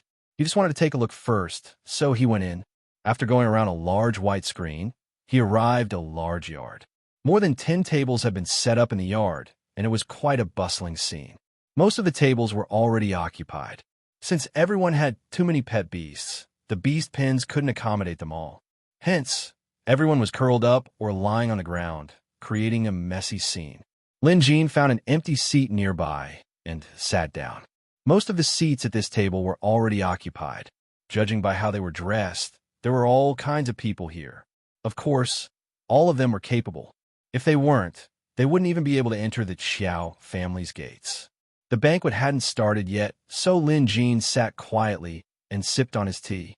Glancing at the hundreds of pet beasts around him, he thought, since I have nothing better to do anyway. So, with a flick of his wrist, he took out a few silver needles and flicked them out using the coiled wire technique. No one noticed. The pet beasts only felt a slight pain in a certain part of their body before it went back to normal. In less than 10 minutes, all the pet beasts here had been pricked by Lin Jin's silver needles. The number of pet beasts recorded in the museum had increased by another 100. Of course, this was a good thing. However, there was still no sign of a beast with a higher level of deterrence. Based on Lin Jin's estimation, he might have to record several thousand more pet beasts before he could receive a reward. He would just have to take it slow. People entered one after another. Suddenly, Lin Jin looked up at the door. For people walked in from the other side. The leader was an old man with a purple gold crown on his head. His expression was stern, but there was a hint of viciousness to it. This old man didn't have a pet beast with him, but he exuded the aura of a beast. Needless to say, he was an expert who cultivated the Beastmaster scroll. The three people behind him all had powerful auras as well. One of them was a young man with a smile on his face. On his shoulder was a large rat the size of a house cat. It was quite a frightening sight. Another was a man dressed like a boatman. He was barefooted and had tan skin. However, this man didn't have a pet beast with him either. He didn't seem to have cultivated the Beastmaster scroll either, so he probably didn't have a pet beast with him. The last person was a man with burnt hair and no eyebrows. He was dressed like a traveling pharmacist, but because his hair and eyebrows were burnt off, he looked even more ferocious. On his shoulder was a large bat that looked just as ferocious and ugly. Lin Jin's gaze fell upon this man. Although the faint aura of dragon fire on him was so weak that it was almost undetectable, Lin Jin could still sense it at such a close distance. Lin Jin narrowed his eyes with an inexplicable smile on his face. Even a demonic appraiser was here. And as the saying goes, enemies are bound to meet on a narrow road. To think Lin Jin would run into the person who attacked Lu Ba back then. Lin Jin never had a good impression of appraisers who used demonic spells. Now that he had encountered one, he definitely wouldn't let the matter rest. Call him an abhorrer or a busybody, but since the man was here, he couldn't expect to get away so easily. After the four of them entered, they sat at a table nearby. By now, the dozen or so tables were already filled with people, and there weren't many empty seats left. Seeing this, the Qiao family's manager knew it was about time. If more people showed up, there wouldn't be any seats left. Moreover, the number of people here was more than enough. He immediately ordered someone to close the door. Once the door was closed, it was as if the family was closing its doors and rejecting all guests. Based on Lin Jin's observation, although the Qiao family recruited talented people, they were also divided into different ranks. The ones at the front table were probably the Qiao family's recognized guests who were stronger than the rest.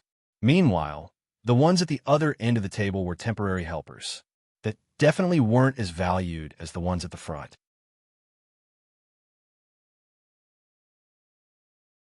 Chapter 347. Just then, another person entered the room. Escort Zhang. He had his rank 3 Docktail mountain lion with him. Although his strength had improved, he was still as gentle as ever. He didn't get cocky just because his pet beast was rank 3. Upon entering, Escort Zhang scanned his surroundings with anticipation. Then he spotted Lin Jin. Excitement flashed in Escort Zhang's eyes as he hurried over. Coincidentally, there was an empty seat next to Lin Jin. Escort Zhang didn't dare to take it at first and was about to bow when Lin Jin stopped him. Only then did Escort Zhang snap out of his daze and quickly sat down. However, he sat upright and still with a stern expression. His body leaned forward slightly toward Lin Jin as a sign of respect. Appraiser Lin, I didn't expect you to really come. Escort Zhang rubbed his palms together nervously. Lin Jin smiled and patted the man on the shoulder. I told you, I'll return the favor I owe them. Since that's the case, we should definitely come. But since the Qiao family has brought so many experts with them, I don't think they'll be of much help. Escort Zhang rubbed his palms together. Escort Zhang looked at Lin Jin. Lin Jin was just spouting nonsense. Setting aside the trouble the Qiao family was in, Lin Jin was sure that those demonic appraisers weren't just here for a meal. Although Lin Jin had no idea what they were here for, based on their previous actions, they were most likely up to no good. If these demonic appraisers were to plot against the Qiao family, these so-called guests wouldn't be able to help much. After all, they wouldn't fight you head-on. Instead, they would resort to underhanded methods, such as sneak attacks. As the saying went, it was easier to dodge a spear in the open than an arrow in the dark. But to Escort Zhang, Lin Jin didn't bother to say much. Escort Zhang chuckled. I was mentally prepared when I wrote this letter to Appraiser Lin. Firstly, I didn't want to disturb Appraiser Lin. Secondly, I was worried that the Qiao family's matter wouldn't be a big deal and that Appraiser Lin would come here for nothing. You didn't do anything wrong. Lin Jin didn't mind at all. Escort Zhang was a decent man with a steady personality and was honest and loyal. Although he might not be able to accomplish anything great, he wouldn't go wrong no matter what Lin Jin asked him to do. At Lin Jin's encouragement, Escort Zhang was delighted. To him, Lin Jin was like a god. His presence here proved that Appraiser Lin was a man of his word. Since he said he would return the Qiao family a favor, he would definitely do so. Only someone like him was worthy of respect. While the two of them were chatting, the Qiao family also came out to talk. Escort Zhang whispered to Lin Jin, "Over there is Qiao Feigong, the current patriarch of the Qiao family. The young man behind him is his son, Qiao Xing. The others are also the pillars of the Qiao family." Of Qiao Feigong's generation, only his second uncle is still alive. He's the oldest one over there. Escort Zhang was clearly aware of the Qiao family situation. Lin Jin understood the situation as well. Qiao Feigong is a fair and upright person. He doesn't care about personal gains or losses and is a loyal person. When I came back to explain the situation, he didn't say a single word of blame. He's a good person. Escort Zhang was praising Qiao Feigong because he had received some benefits from the Qiao family. Moreover, he wasn't lying, he was telling the truth. Lin Jin nodded. The Qiao family did not hold a grudge against Qiao Feigong for robbing him of his darts and forcefully eating the precious Ganoderma. From this point alone, it could be seen that Qiao Feigong was a good person. He was broad-minded and not the kind of person who would be unreasonable and fuss over minor matters. Qiao Feigong began to speak. He walked out and cupped his hands at the crowd, saying, "It is our Qiao clan's honor to have all of you visit our Qiao clan despite your busy schedules. All of you are capable people. If our Qiao clan is in trouble in the future, I hope that all of you will do your best to help us. If so, I will be very grateful." His words were courteous. The crowd returned his salutation in a harmonious manner. "Patriarch Qiao, you're too kind. We're all here because of the Qiao family's reputation. If anyone dares to cause trouble, we won't let them go." That's right.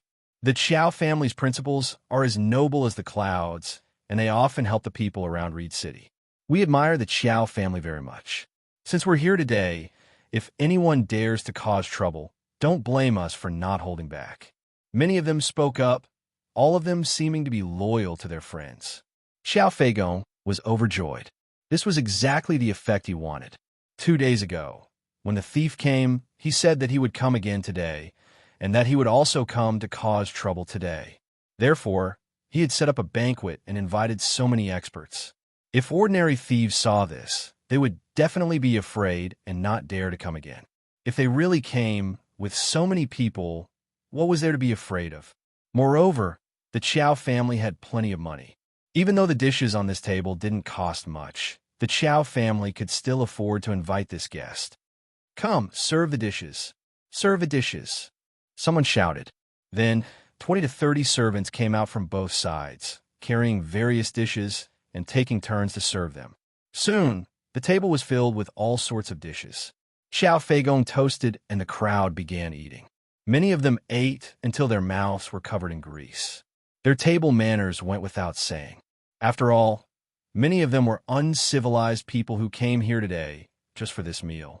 Of course, there were also those who were truly capable who ate in a more elegant manner. Lin Jin instantly lost his appetite when he saw how many of the people at the table ate. Besides, he was also paying attention to the 4 demonic appraisers. Seeing that Lin Jin hadn't picked up his chopsticks, Escort Zhang didn't dare to move despite his hunger. Just then, someone came over. It was Xiao Feigong and his son. They were probably here to toast Lin Jin. Everyone at the table immediately wiped their mouths and pants before pouring wine for themselves. Escort Zhang, why aren't you eating? Is our Qiao family's food not to your liking? Xiao Feigong's son, Xiao Xing, asked deliberately. Since Escort Zhang had lost the Qiao family's escort, Xiao Xing was infuriated. Although Xiao Feigong had warned him not to be rude to escort Zhang over this incident, if there was an opportunity to mock him, Xiao Xing wouldn't let it go. Escort Zhang stood up calmly. Just as he was about to formally introduce Lin Jin to the Qiao family, something unexpected happened. Someone's pet beast suddenly went berserk. With a ferocious roar, the pet beast bit down on its owner. With a loud crack, the owner's arm was snapped off. Fresh blood gushed out, and a blood-curdling screech rang out. Chaos ensued. At this, the Qiao family members' expressions changed drastically. Those with quick reflexes immediately scattered in all directions, afraid of being bitten by the beast. Some of the Qiao family members also had their pet beasts charge forward. Some of the Qiao family members also had their pet beasts pouncing forward to block the rampaging beast path. What's going on? I don't know. The mastiff suddenly went berserk. Even if it went berserk, it shouldn't have bitten its owner. Quick, save him first. The man wailing on the ground had lost quite a bit of blood. If they didn't save him now, he wouldn't be able to make it. Meanwhile, the frenzied mastiff's eyes were bloodshot as it chewed on the man's broken arm. It seemed like it was going to attack again at any moment. Someone controlled their pet beast to pull the injured man out. By now, the man had already fainted, so controlling his pet beast was out of the question. Hence, some of them had to surround their pet beasts and restrain the frenzied mastiff before doing anything else. This sudden turn of events shocked everyone. Fortunately, the Qiao family quickly stabilized the situation. Many of the people present were there to help, so they didn't panic despite the shock.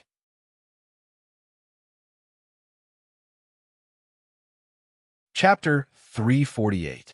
It's probably just an accident, Xiao Feigong said. Xiao Feigong said. This was the only thing he could say to appease the crowd. After all, they did not know what was going on. But one thing was for sure, this wasn't a good omen. Lin Jin remained silent with a frown. Beside him, Escort Zhang was shocked as well. He whispered, "How could this pet beast go berserk for no reason? And the one biting is its owner?" This was unheard of. Even if a pet beast went berserk, it shouldn't bite its owner. Someone is using sorcery to mess with the pet beast's mind, Lin Jin suddenly said. Lin Jin suddenly said. However, his voice was soft, so only Escort Zhang could hear him. Sorcery? Escort Zhang was startled. Lin Jin didn't elaborate. Although he could tell that someone was casting sorcery, he had yet to figure out what kind of sorcery it was. Lin Jin had been observing the 4 demonic appraisers, but they didn't cast any spells, so he couldn't do anything. However, Lin Jin knew that these 4 must have something to do with this incident. And this wasn't the end of it. Sure enough, another cry of agony was heard, causing everyone's hearts to palpitate. Looking over, they saw another pet beast going berserk. Its eyes were also bloodshot as it madly attacked the people around it. One of them couldn't dodge in time and got his stomach bitten open. If it weren't for someone pulling him back, he would have been bitten to death by the pet beast. After all, this pet beast was a short-snout lake crocodile with terrifying bite strength. How could this be? Why did this pet beast suddenly go berserk? This is the second one. If it only happened once, it could only be considered a coincidence. But for it to happen twice in such a short period of time, who would believe it? At that moment, someone suddenly shouted, "Look, there's an arrow on the wall over there." The crowd quickly looked over. Sure enough, an arrow had appeared out of nowhere and was embedded in the wall. There was a piece of paper wrapped around the arrow. Someone went over to take a look, and their expressions changed drastically. Qiao Feigong's son, Qiao Xing, rushed over angrily and asked, "What does it say?" "It says that if the Qiao family causes trouble, the Qiao family will bear the consequences themselves. Don't implicate others. In half an instant's time, all unrelated people are to leave or else, just like those two from before." Someone read it out with a trembling voice. At this moment, everyone started to panic. So, the Qiao family got into trouble, and that's why they recruited people to help them. That's nothing. But from the looks of it, the person the Qiao family offended isn't a simple character. In just a few moments, both of their pet beasts went berserk and tried to devour their owners. This is a little scary. The most annoying thing is that we don't even know what kind of method they used. Many people began to discuss, and for a moment, everyone was anxious. When Xiao Xing heard this, his nose was about to explode. He took the letter and read it himself, then walked over to pass it to his father, Qiao Feigong. The Qiao family gathered around to take a look. Sure enough, that was what the letter said. Qiao Feigong's expression turned ugly. It must be a trick of the thief that night. This person's methods are too despicable. He doesn't dare to fight with real weapons, so he's only attacking in the dark? Qiao Xing was so angry that he cursed. Qiao Feigong was, after all, young and impetuous. His expression was solemn, and he was much steadier. "Xinger, please calm down." Having said that, Qiao Feigong saluted the crowd and said, "A thief has used such despicable methods to harm the innocent. Our Qiao family has no feud with them. It was the thief who coveted our family's belongings. Everyone, please don't panic. It's precisely because the thief is weak that he chose to attack in the dark. As long as we work together, how would the thief dare to act rashly?" This was both a reassuring and an analysis. At the current stage, this was all Qiao Feigong could say. Some nodded in agreement, but most looked hesitant, clearly thinking of retreating. After all, they had witnessed the bloody scene earlier. The thief's methods were indeed strange and terrifying. Being able to drive pet beasts crazy was something they couldn't defend against. Perhaps the next pet beast to go berserk would be their own. This also made them suspicious and wary of their pet beasts. This was definitely not a good thing. After all, they had to rely on their pet beasts to fend off the enemy. Now that they couldn't even rely on their pet beasts, what was the point of fighting? Hence, no matter what Qiao Feigong said, the two attacks and the letter earlier instilled fear in some of them. Some of them decided to leave. After all, no matter how much the Qiao family offered them, it wouldn't be a problem for them to join in the fun and bully others. But if they had to risk their lives to help, that was out of the question. Hence, some of them immediately bade farewell. Even if they had to be thick-skinned, they had no choice but to leave. Although Qiao Feigong was displeased, he couldn't stop them. Now that someone had taken the lead, more people began to leave. This showed the Qiao family the hypocrisy of the world. In just a moment, the previously packed yard of almost 100 people had been reduced to less than 10 people. Among these 10 people were Escort Zhang, Lin Jin, and the 4 demonic appraisers. As a result, not many of the guest officials that the Qiao clan had invited were left behind. These people have crossed the line. They ate our food and took our money. Now that they're in trouble, they're the first to leave. This is outrageous, Qiao Xing said angrily.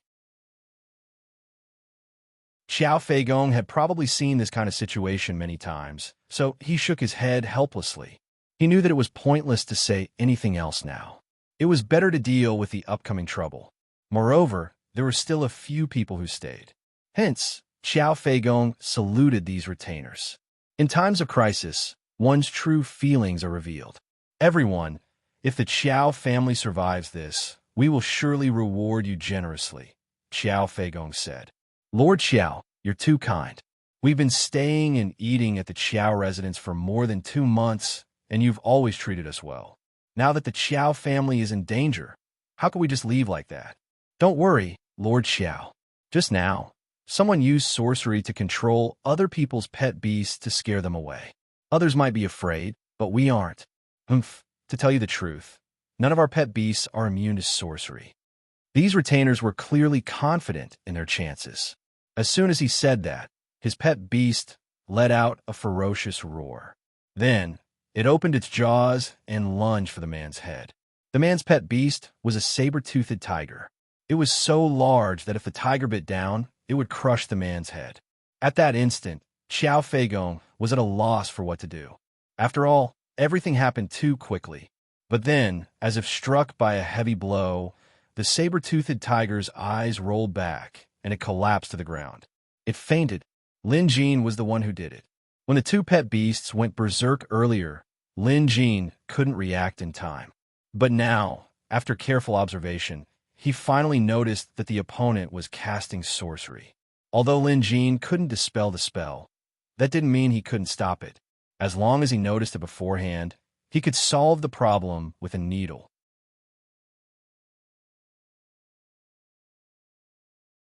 Chapter 349. Lin Jin knew that it was demonic magic that was driving these beasts into a frenzy, so he didn't kill the saber-toothed tiger.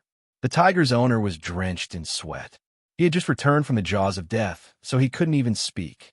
Only then did the others come to their senses and gasped in shock. The four demonic appraisers were stunned as well. The old man with the purple gold crown looked especially grim. Elder Zhou, there's an expert. I know. The old man's gaze was cold. He looked around and mumbled, no matter who the expert is, I refuse to believe that he can overcome my attack. Having said that, he made a hand seal hidden within his sleeve. In the next moment, a few mosquitoes flew out from his sleeves and quietly flew towards the other beasts. This flying mosquito was the key to driving these beasts into a frenzy. These flying mosquitoes were refined, using a special demonic technique, so each one of them was extremely valuable.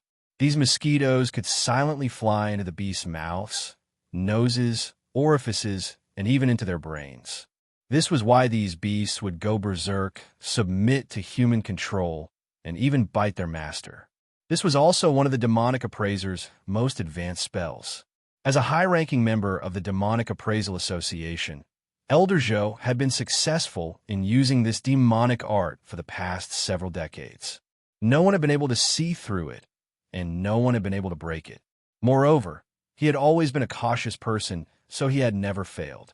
This time, it was the same in his understanding. No one could stop them from obtaining what they wanted from the Qiao family. If the Qiao family knew what was good for them, they would hand over the item with both hands. If they didn't, they would just take it from them. This was how unscrupulous the demonic appraisers were. But this time, Elder Zhou had no idea that he had encountered an expert. Lin Jin suddenly noticed something flying toward White Ape and escort Zhang's mountain lion. Yet, neither the White Ape nor the mountain lion noticed it. It was only because Lin Jin was prepared and spread his psyche that he noticed it. Otherwise, he wouldn't have been able to detect the problem, just like before. Now he knew. Two tiny flying mosquitoes flew over. When Lin Jin noticed them, he flicked his fingers, and two needles shot out to kill the two flying mosquitoes without anyone noticing. This was a battle between experts. At the same time, Lin Jin noticed the mosquitoes flying toward the other pet beasts as well. They had already burrowed into their ears and nostrils. Lin Jin knew that the reason the pet beasts went berserk earlier must have something to do with these mosquitoes. It was too late to kill the flying mosquitoes now. Fortunately, he could solve the problem by restraining the pet beasts in advance. In this way, without anyone noticing, this round of battle had already ended. Lin Jin gained the upper hand. Every time a berserk flying mosquito was used, there would be one less, and it couldn't be recycled. Now that he had lost 5 or 6 of them, Elder Zhou would be lying if he said he didn't feel the pinch. Eyes wide, he slammed the table and stood up. He didn't know who did it, but he was sure that it was someone in the crowd. Therefore, he didn't care about the others. Instead, he cupped his hands towards the surroundings and said, I wonder which expert is present. Since it has come to this, Why don't you come out and meet me? At this time, the Chow family still hadn't reacted. Why did this guest suddenly stand up and say such inexplicable words? Xiao Xing was about to step forward, but he was quickly pulled back by Xiao Feigong. Father, don't speak. Xiao Feigong's gaze was stern. As the saying went, old people become wiser. At times like this, Xiao Feigong could still tell what was going on. That elderly guest was obviously no ordinary person. There must be a reason why he suddenly spoke so strangely. So, Xiao Feigong decided to observe first. After all, it was hard to tell if he was a friend or foe. Xiao Feigong wasn't dumb. He knew that some people with ulterior motives had snuck into the crowd today. Perhaps that thief from last night was here as well.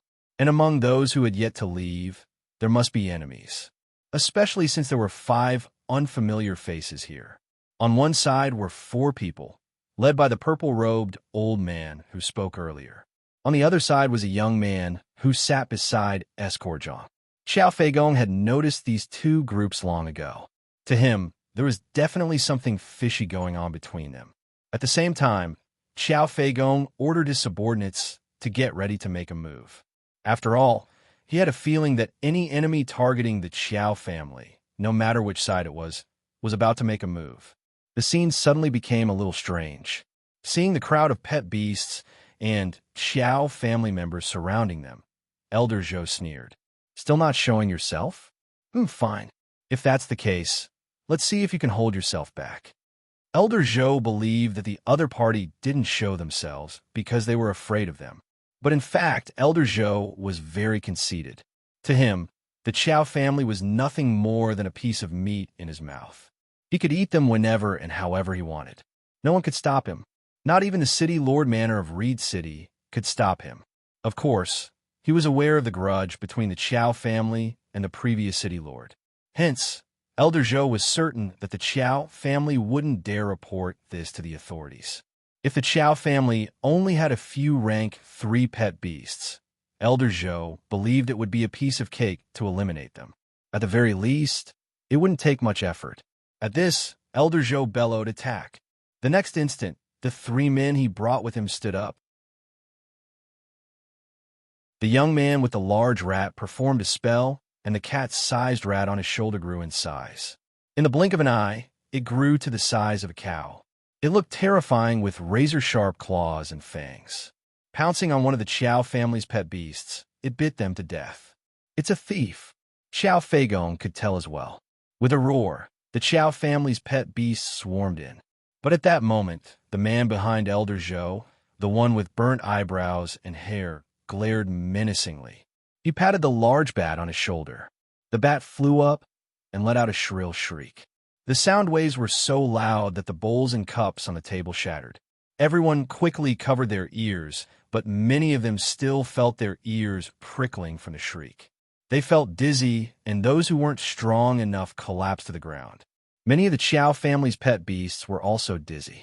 Even their rank 2 pet beasts couldn't unleash their full potential. This spike drum bat sure is powerful, the bald man guffawed proudly. With this, the Qiao family only had 3 rank 3 pet beasts that could still fight. However, their owners were currently dizzy and unable to control them. Elder Zhou raised his hand, and a puff of black blood sprayed out, drenching the Qiao family's rank 3 pet beasts. In an instant, the 3 pet beasts cried out in pain as the black blood corroded their fur and turned into a black mud-like substance that stuck to their bodies.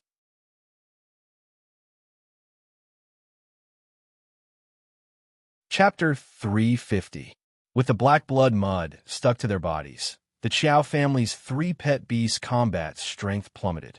Their original rank 3 strength was reduced to rank 2. In just a few moments, the 4 demonic appraisers had used all sorts of methods to defeat the Qiao family and their remaining guest retainers. It was still the same saying. Demonic experts mostly relied on cunning spells. They rarely fought head-on with their opponents and instead relied on underhanded tricks. At first, the Qiao family had recruited experts from all over the place. They had the advantage in numbers and strength, but the demonic appraisers resorted to underhanded tactics to make their pet beasts go berserk, scaring most of them away. Then, When their opponents were at their weakest, the demonic appraisers struck and weakened their strongest pet beasts. With that, victory was in their grasp. The Qiao family was defeated in an instant. If Escort Zhang hadn't controlled his pet beast to stop the black rat at the crucial moment, the Qiao family would have suffered casualties by now. How dare a mere mountain lion act so arrogantly in front of an elder like me? As soon as Elder Zhou finished his sentence, his shirt began to bulge, as though something was crawling out of his skin and flesh. Then, from his collar, a dense swarm of venomous insects crawled out. There were centipedes, scorpions, and even some nameless bugs. The sight of it was enough to make one's scalp go numb. Hundreds of venomous insects lunged at the mountain lion. Escort Zhang paled in fright. Although his mountain lion was powerful at rank 3, these venomous insects were clearly not to be trifled with. If one of them bit him, even his pet beast wouldn't be able to take it. However, given the current situation, he couldn't recall his pet beast. If he did, the Qiao family wouldn't be able to hold their ground. Escort Zhang was a loyal man. Even though he knew he couldn't win, he gritted his teeth and persevered. The mountain lion was of the earth attribute, so all it could do was stick mud on its body to strengthen its defense. Even so, it wouldn't be able to stop the venomous insect from gnawing on it. Suddenly, a fireball swept over from the side. At first, it looked like a small flame, but when it came into contact with the venomous insects on the ground, the fire intensified.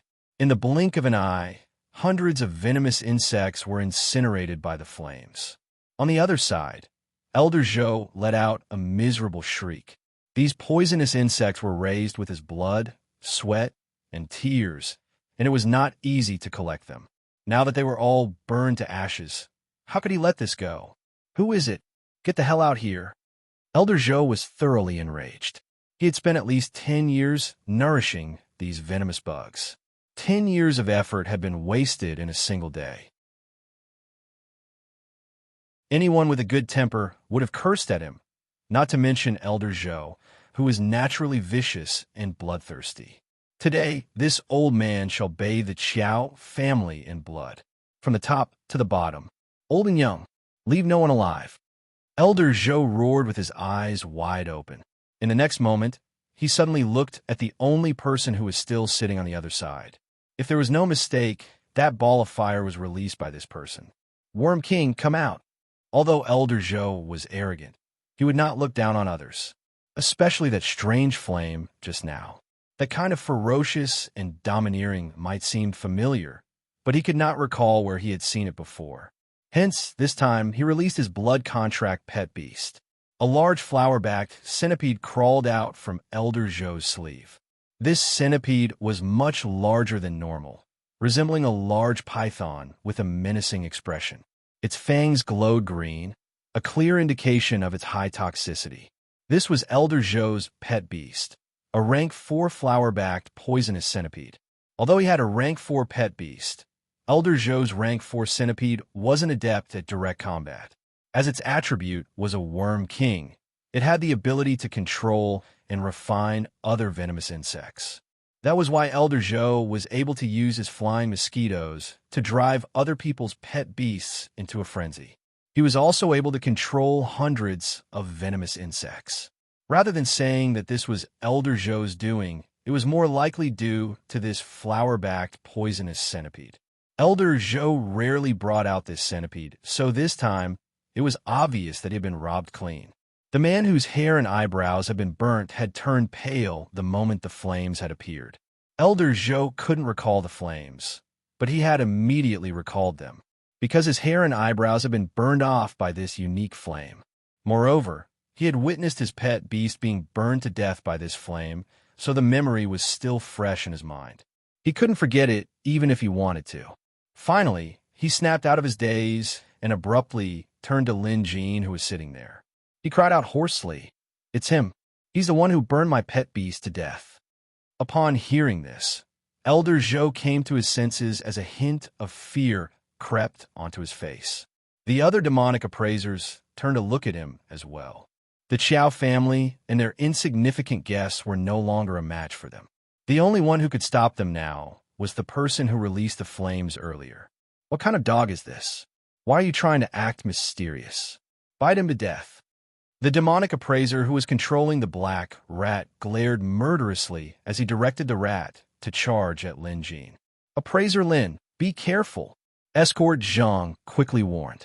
Only then did the Qiao family snap out of their daze. Appraiser Lin, could it be the person Escort Zhang mentioned 2 days ago? The one who robbed our convoy? Who else could it be? It's most likely him. Xiao Feigong's eyes widened. Only now did he take a closer look at the seated Lin Jin. He had noticed this person before, but he didn't expect him to be the Maple Leaves forest appraiser that Escort Zhang mentioned. By then, the black rat had already pounced on Lin Jin. Lin Jin didn't move. To deal with a rank 3 rat, Lin Jin didn't have to do anything himself. Behind him, White Ape had already charged forward at lightning speed. Halfway through, White Ape had grown in size until he was 10 feet tall. This wasn't even White Ape's true form. If he was in his true form, he would be at least 30 feet tall and could flatten this place with just a few simple blows. But even so, the White Ape was powerful enough at this moment. He raised his hand and punched the big black mouse that was pouncing on him, smashing it to the ground. The big black mouse felt the ground shake, and half of its body caved in. Still, it was a rank 3 pet beast, so it wasn't dead yet. Hence, White Ape added a few more punches. The black rat had been beaten into a pulp with its head gone. There was a crater on the ground, and the tables and chairs around it were shattered. Even the walls closest to the rat were cracked. White Ape's punching strength was evident. Back at the royal capital, Lin Jin already knew how powerful White Ape's punching strength was, so he gave him more advice. Now, there weren't many pet beasts that could withstand a single punch from White Ape. This black rat was clearly not one of them. Previously, the black rat had given off a violent and savage vibe. But now that it was facing White Ape, the latter was even more violent and savage. Everyone was dumbfounded. Even the demonic appraisers were in disbelief. As beast appraisers themselves, they could tell that White Ape was only a rank 3. But it didn't seem like it either. The strength White Ape displayed earlier had clearly surpassed a rank 3 pet beast.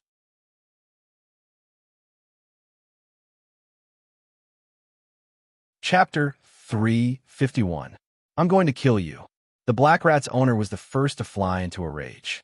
The black rat was his precious pet that he had raised for many years.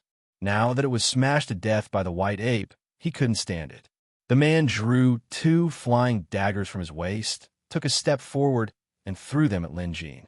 It was obvious that this man was skilled in flying daggers, and he was confident in his skills.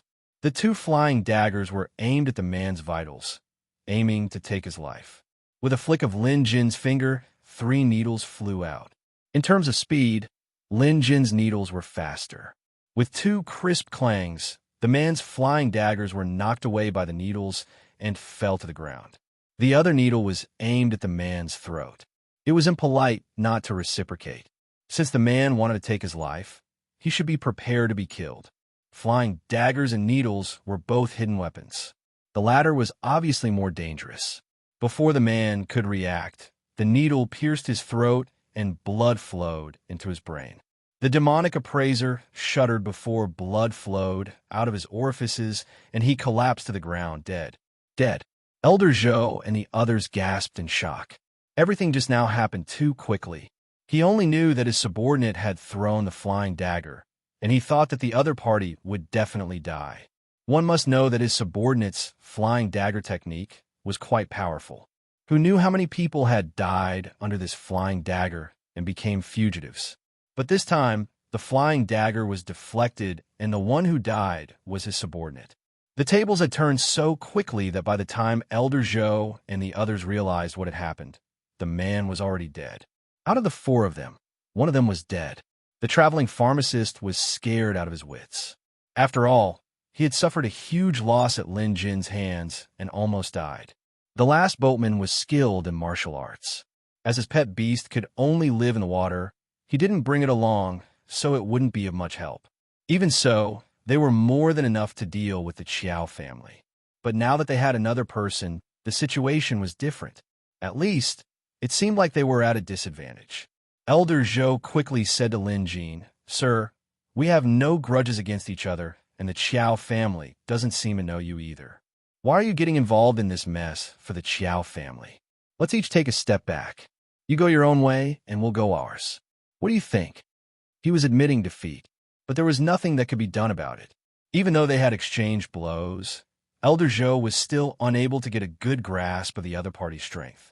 Not only that, traveling prescription medicine merchant's evil spell had been nullified by a fire spell, resulting in the death of his pet beast. There was even a fire seed planted in the merchant's body. Even though he was the one who took action, the merchant's hair and eyebrows were all burnt off.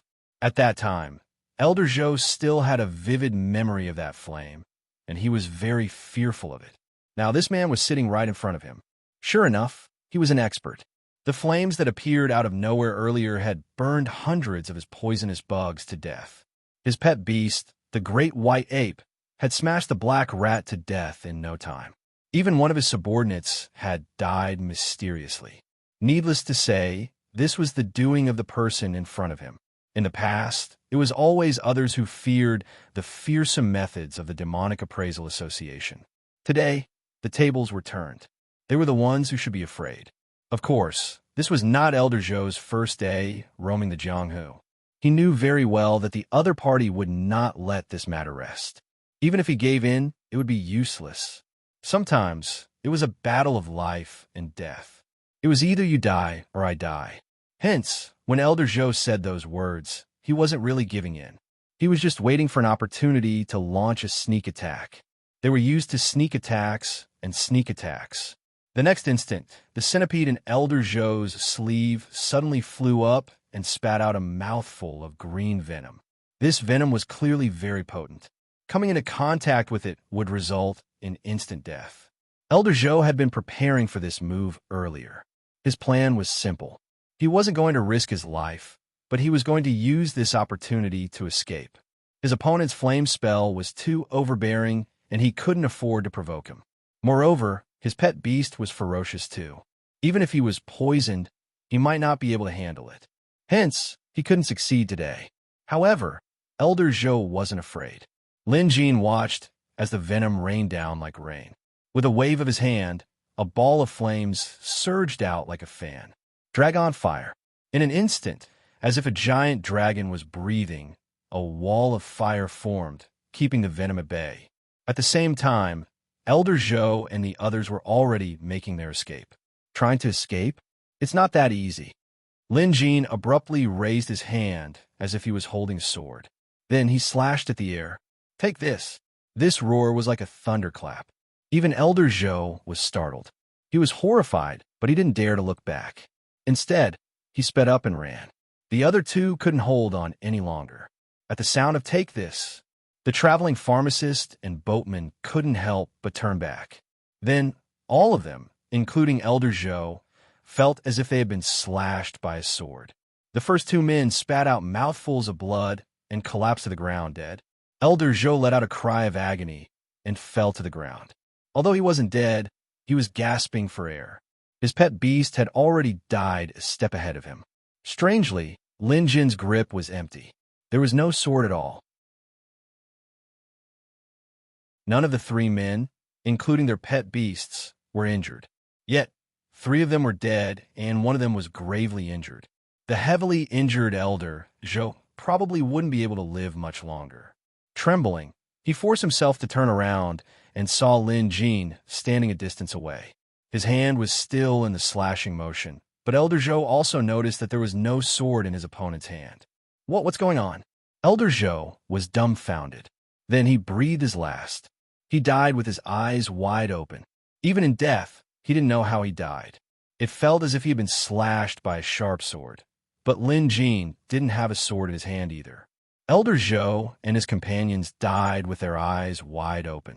The others who saw it with their own eyes were at a loss. However, no one dared to make sound. Only Escort Zhang looked agitated. As he had seen Lin Jin's supernatural powers before, Escort Zhang wasn't surprised. To him, Lin Jin was able to walk on clouds and evolve so many pet beasts in an instant. So, it made sense that he could slash an enemy without a sword in his hand. Going against appraiser Lin is like throwing an egg against a rock. This was Escort Zhang's honest opinion. The Qiao family members finally came to their senses. Qiao Feigong was the first to react. He immediately leaned forward and took a few steps forward to bow at Lin Jin. Qiao Feigong greets appraiser Lin. Seeing their patriarch's reaction, the rest of the Qiao family followed suit and bowed. Even the fearless and arrogant Qiao Xing looked excited as he bowed at Lin Jin. Youngsters like him were rebellious, but at the same time, he was also the fastest to develop respect and admiration after witnessing a truly powerful person in action. Lin Jin's lightning-fast killing of the four thieves had completely exceeded Qiao Xing's understanding. Naturally, he was the fastest to submit to Lin Jin. After all, only a few people in the Qiao family knew who Lin Jin was. When Escort Zhang was narrating the story, only a handful of them were present, so most of the Qiao family members were clueless. They were now whispering to each other about who this almighty appraiser Lin was.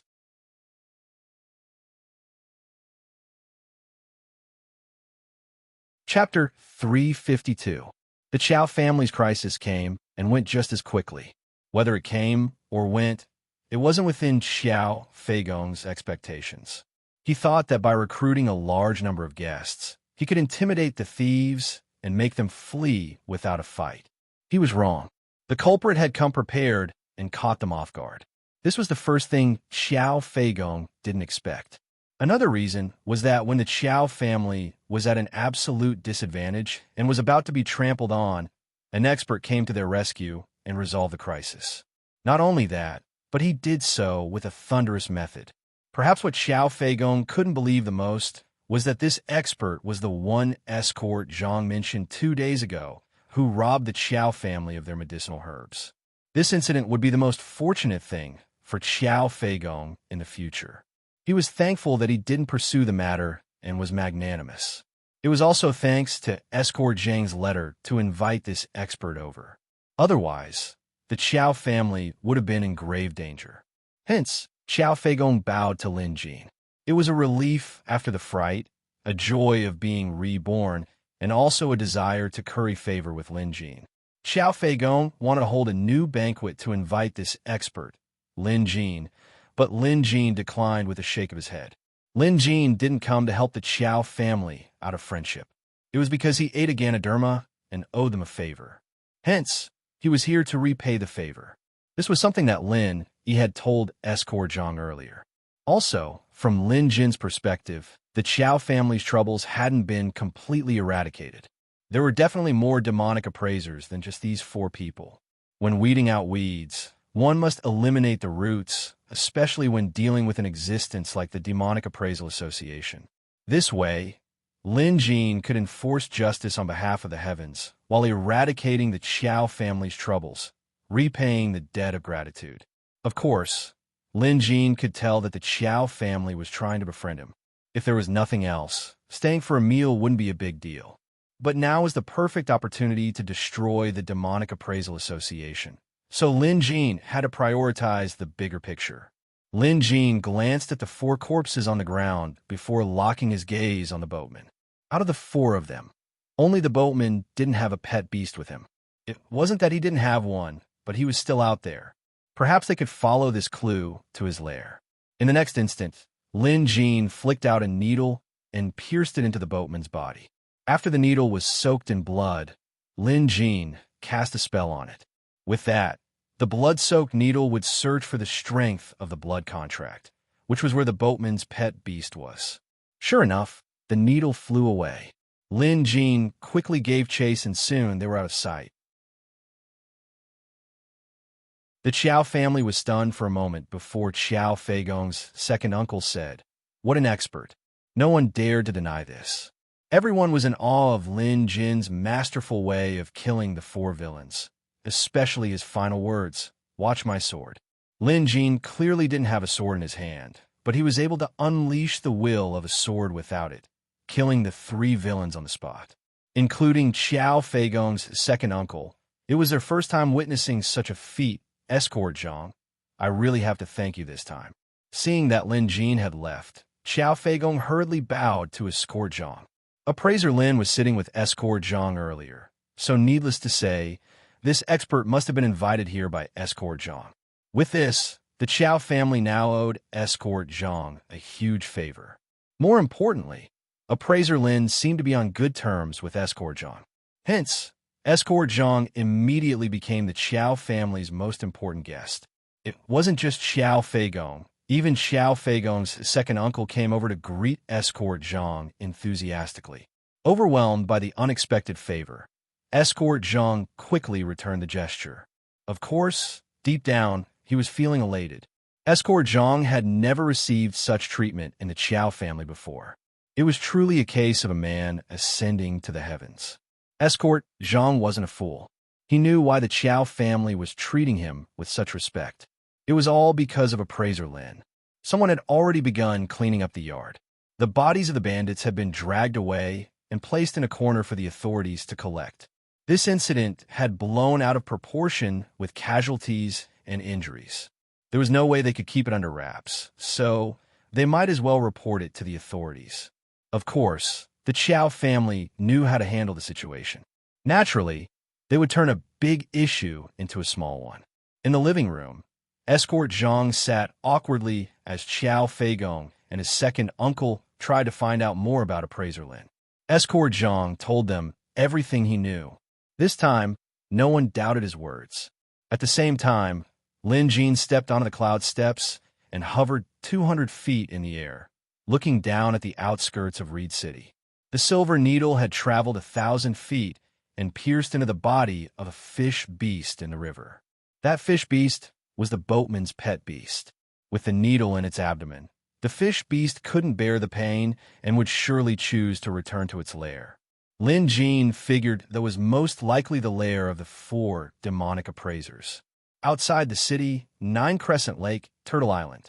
The people on the island were obviously unaware that Elder Zhou and the others had died. Currently, in the living room of the island, Elder Song, who held a similar position as Elder Zhou, was going through the recent accounts. As an important branch of the Demonic Appraisal Association, they naturally needed income to sustain themselves. Of course, most of the Demonic Appraisal Association's businesses were shady. For example, they would steal pet beasts, poison, assassinate, appraise beasts, and sell pills. Basically, as long as they could earn money, they would do it.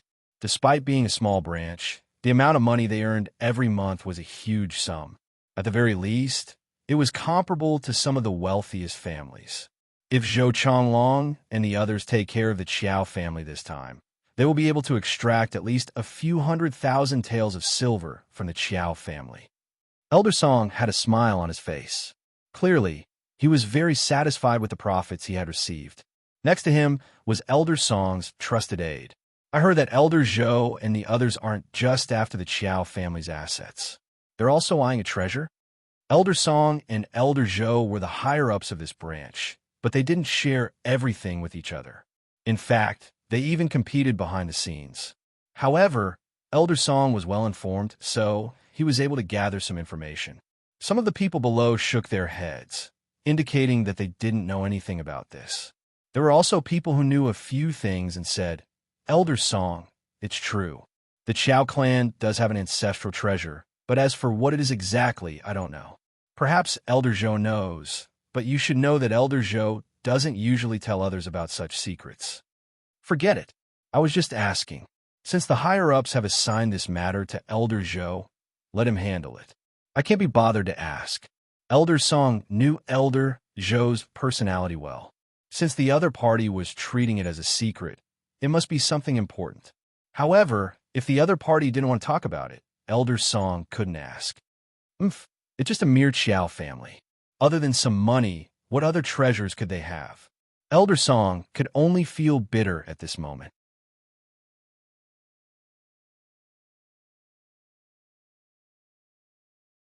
Chapter 353. Elder Song even thought that it would be great if Elder Zhou and the others failed this mission. However, he couldn't possibly say this out loud. Just then, a loud crash came from outside. What's going on? Elder Song frowned.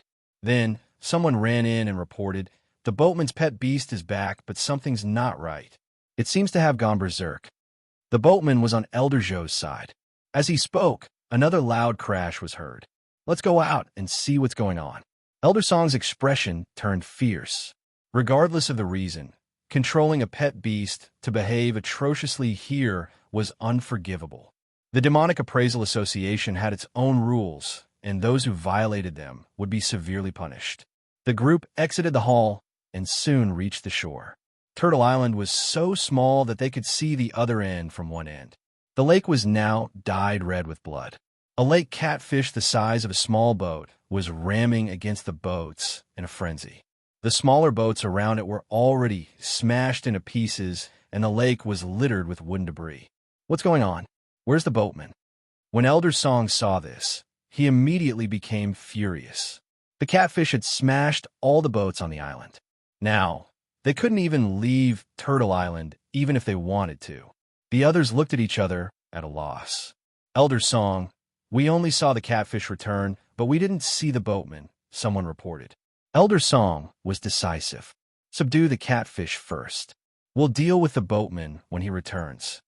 A demonic appraiser stepped forward, but before they could do anything, the catfish flipped over on its stomach and died. Just then, a voice came from the mist. A man-eating beast with a vicious aura. Using the talisman to awaken one's spiritual eye, one can easily tell that this catfish has eaten too many humans and deserved to die. Everyone on the island was startled. Who is it?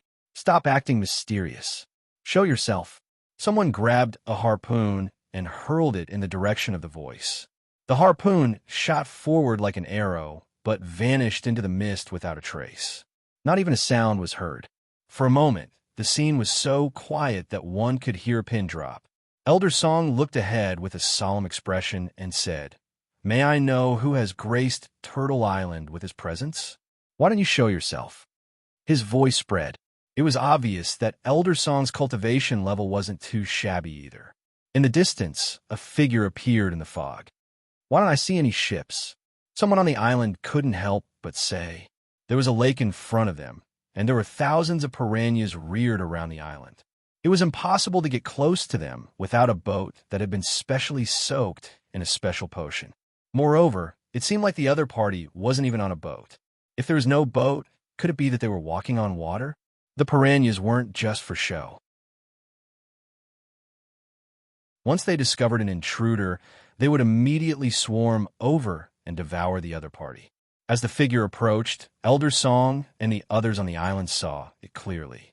Immediately, all of them revealed shocked expressions.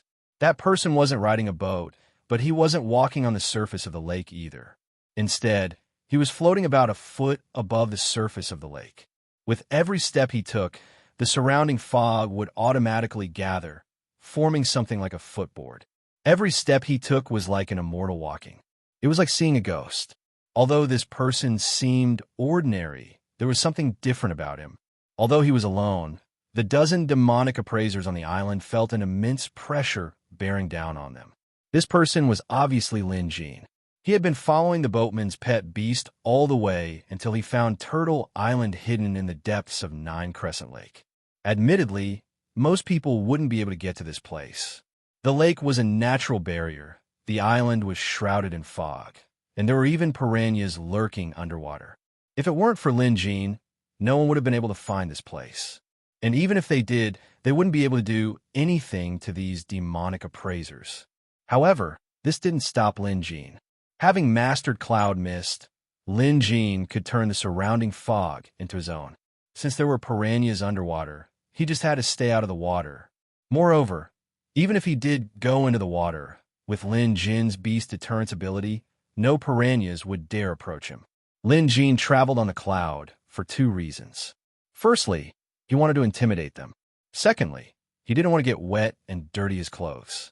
He stopped about 10 meters away from the shore and looked at the demonic appraisers on Turtle Island. Is this the demonic appraisers' headquarters? Lin Jean asked. It didn't seem like it. After all, Turtle Island was too small. It was probably just a branch. Lin Jean didn't know much about the Demonic Appraisal Association. All he knew was that they were a bunch of evildoers who were despised by orthodox appraisers. Also, judging by the foul atmosphere on this island, Lin Jin had no idea how many people they had harmed. Since he didn't run into them, Lin Jin didn't mind enforcing justice. After all, even if these people worked together, they wouldn't be a match for him. This isn't headquarters, but one of the 8 branches of our demonic association's supervisory board. Who are you? Why are you here? Elder Song couldn't figure out Lin Jin's background, so he asked. Based on how they usually operated, they would never resort to violence. If they did, it meant that they had no chance of winning. Although the Demonic Appraisal Association had the advantage in numbers, they were at a disadvantage. They were being suppressed by Lin Jin's aura alone. It wasn't just Elder Song. The other demonic appraisers on the island were on high alert, ready to attack at any moment. Branch? It's one of the 8 branches, and not headquarters? Lin Jin was taken aback. Of course, he knew that if the Demonic Appraisal Association only had this many members, it would be child's play. But no matter what, Lin Jin planned to eradicate this place today. Just then, 2 demonic appraisers on the island exchanged glances and suddenly invoked a spell. The next instant, a splash erupted from beneath Lin Jin's feet as a large freshwater crocodile opened its mouth full of sharp teeth and tried to bite Lin Jin. Striking first had always been the demonic appraiser's style. Elder Song was shocked. He didn't expect his subordinate to be so reckless. But it was too late for him to stop them now. He could only hope that they succeeded. No matter who this person was, they had to kill him first. Only a dead person wouldn't be a threat. However, the crocodile didn't manage to bite Lin Jin. Lin Jin had already sensed the commotion in the water. After all, he was a bona fide rank 3 beast appraiser. He could sniff out a beast's aura with his nose alone. Hence, when the crocodile opened its mouth, Lin Jin's beast aura crashed down like a flood. Despite its size, the crocodile was only a rank 2 beast. Under Lin Jin's overwhelming aura, it instantly lost consciousness and fainted in the water. To outsiders, Lin Jin didn't move, and the crocodile fainted. No one had ever witnessed such a scene before. The person controlling the crocodile was dumbfounded. No matter how many spells he cast, the crocodile wouldn't budge. Since you're here to pick a fight, don't blame us for being rude. Elder Song could tell. Having said that, the demonic appraisers summoned their pet beasts. Water snakes, eels, spiders, and venomous insects. These demonic appraisers' pet beasts were each more ferocious than the last. White ape! Lin Jin shouted. The next instant, the sound of rushing water could be heard. From afar, a large creature could be seen wading through the water. It was White Ape in his true form, and he was several feet taller than he was. White Ape was currently the size of a small hill, towering over 100 feet tall. Even after stepping into Nine Crescent Lake, only half of his body was in the water. At the sight of White Ape, the demonic appraisers on the island were dumbfounded. Their pet beast couldn't compare to White Ape at all. The difference was too great. There was no need for too many words, and a slaughter immediately began. At the beginning, Elder Song and the others had thought that this would be an evenly matched battle. Even if they were able to win, it would be a Pyrrhic victory. However, reality soon told them that their previous thoughts were merely wishful thinking.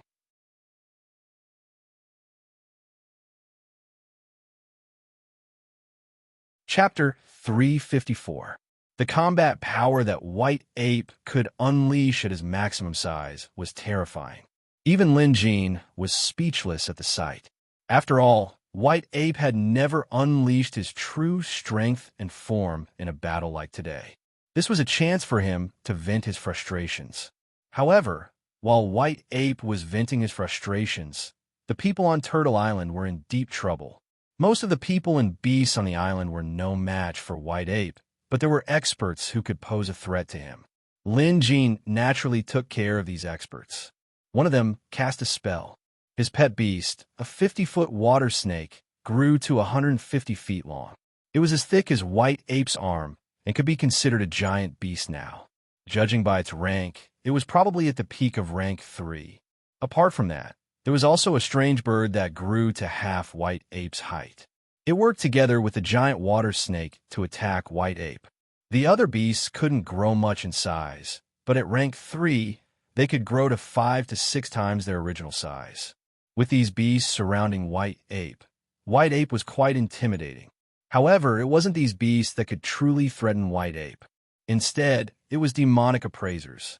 Someone secretly cast a sorcery spell and toppled over a dozen human-sized water tanks. In an instant, thick black blood gathered and flowed into the lake. The black blood seemed to have a mind of its own. Under the effect of the spell, it slowly converged and flowed towards the White Ape. At this moment, the White Ape was in the middle of a fierce battle with the beasts. How could it have noticed the trick in the water? But while he didn't notice, Lin Jin did. A sneak attack. What an unorthodox method. Lin Jin shook his head. With a point of his finger, he cast Dragon Fire. Burn! In an instant, a ball of raging fire crashed into the lake. Oddly enough, the fire didn't extinguish upon contact with the water. Instead, it continued to burn, and soon, the lake water was boiling, filling the air with steam. Some of the demonic beasts hiding in the lake were instantly burned to death by the boiling water. Only the stronger ones could withstand it. Of course, Lin Jin wasn't using Dragon Fire to boil the water. Instead, he was using it to extinguish that strange ball of black blood. Because Lin Jin could sense that the ball of black blood was no small matter. Even he could sense danger from it. If he were to encounter White Ape, the consequences would be unimaginable. Hence, Lin Jin decided to burn him to death. The black blood was indeed burned to ashes upon contact with the dragon flame art. Strangely enough, the black blood was extremely difficult to exterminate. Even a dragon flame art had to burn it for a very long time before it was completely eliminated. Clearly, the Demonic Appraisal Association had their methods as well. They were not to be underestimated.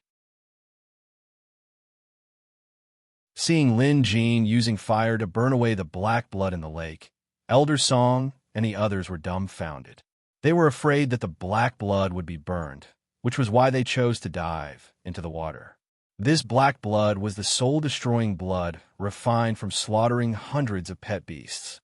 Not only could this blood kill humans, but could also kill other pet beasts.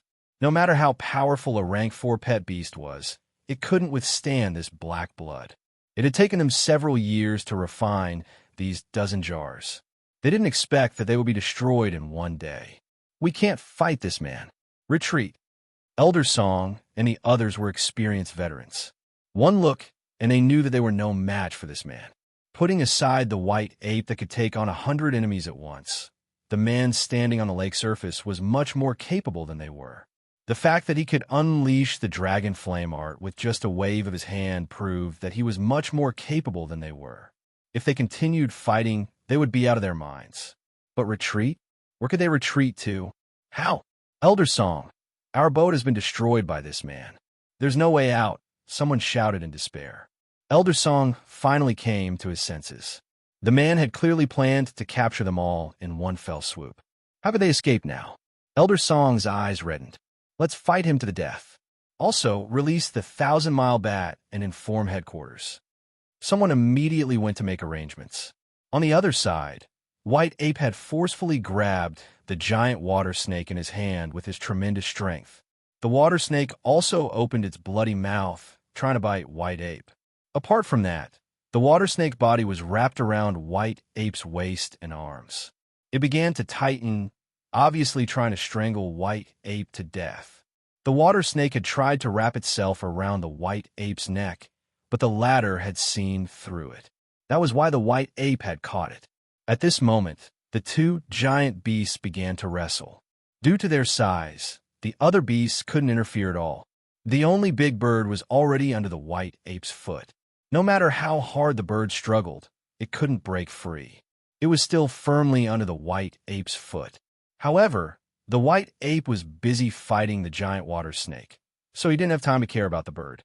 The water snake continued to tighten its grip on the White Ape's body. Apart from that, the snake's mouth was wide open, and it kept biting. The White Ape grabbed and pushed the snake with both hands. Suddenly, he saw an opening. The white ape reached out and grabbed the water snake's neck. At this moment, the water snake's mouth was only a few feet away from the white ape. Die for your grandpa, ape. The white ape had long been annoyed by the water snake. It wasn't that the snake was powerful, but it was slippery and hard to grab. Sometimes, even if he managed to grab it, it would slip out of his hand due to its slippery body. Now that he had managed to grab it, the white ape naturally wouldn't let go of this opportunity.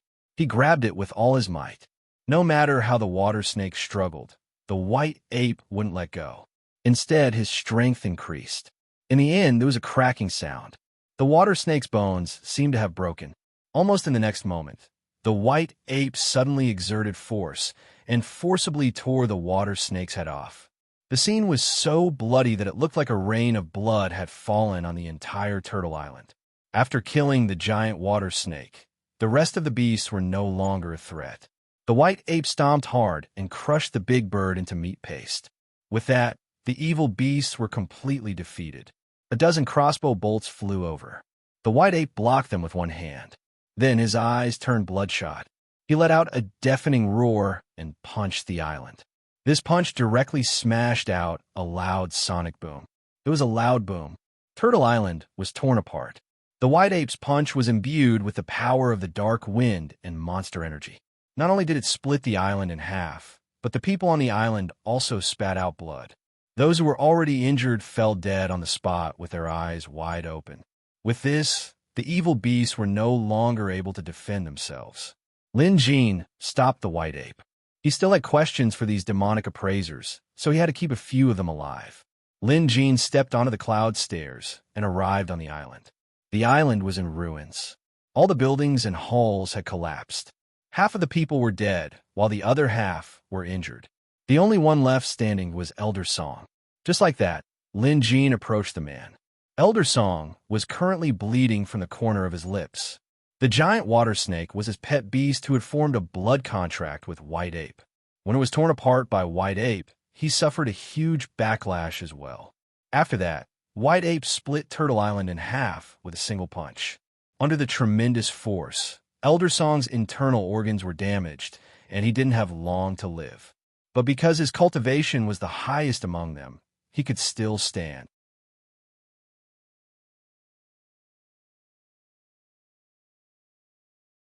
Chapter 355. The White Ape's punch had been a spur of the moment. However, it immediately regretted it. After all, that punch was not simple.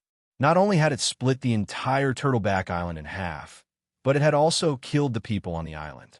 Who could survive a monster aura attack their internal organs? Lin Jin didn't blame White Ape. Firstly, these demonic appraisers had committed all sorts of evil, so killing them was considered a good deed. Secondly, White Ape was in a special state earlier, and that punch meant a lot to him. It might have been an epiphany and a breakthrough. Even if Lin Jin had known, he wouldn't have stopped White Ape. However, before these demonic appraisers died, Lin Jin wanted to ask them about the Demonic Appraisal Association. Lin Jin had known about the Demonic Appraisal Association for a long time. There was also information about them in the Beast Appraisal Association as well. Both sides were at odds with each other. The Demonic Appraisal Association had once annihilated an entire city of righteous appraisers. The royal capital's headquarters had plenty of records of the association's evil deeds. Now that Lin Jin was chief of Maple City's Beast Appraisal Association, he naturally had access to such information. Generally speaking, if one encountered them, they had to be eliminated. There were no strings attached. Elder Song was on the verge of collapsing. Staring at Lin Jin, he suddenly asked, "Is Elder Zhou done for as well?" Elder Zhou? Lin Jin immediately knew who Elder Song was talking about. It must be one of the 4 demonic appraisers who went to the Qiao family, because Lin Jin had used one of their pet beasts to find their lair. "Do you care?" Lin Jin asked in return. Elder Song shook his head. "So what if I care or not? Who are you? We have no grudges against each other, so why are you trying to kill us?" After some thought, Lin Jin removed the camouflage he had cast on himself. He had been hiding his attire, so now that he revealed his 3-ring sleeve band, Elder Song's eyes widened in shock. The Beast Appraisal Association? No, that's impossible. How could a mere rank 3 have such power? Who are you? Elder Song was on the verge of collapsing. Lin Jin knew the man couldn't hold on much longer, but he couldn't let him die just yet. He flicked his finger and pierced his acupoints with silver needles, temporarily prolonging Elder Song's life so that he could hold on for a little longer. Elder Song was flabbergasted. He didn't expect the man to have such supernatural abilities. With this, he was even more certain that the man before him wasn't just a rank 3 beast appraiser. Could he be a rank 4 beast appraiser from a premium country? But so what if he was a rank 4 beast appraiser? Not only did this person make an enemy out of the Demonic Appraisal Association, he even destroyed one of their branches.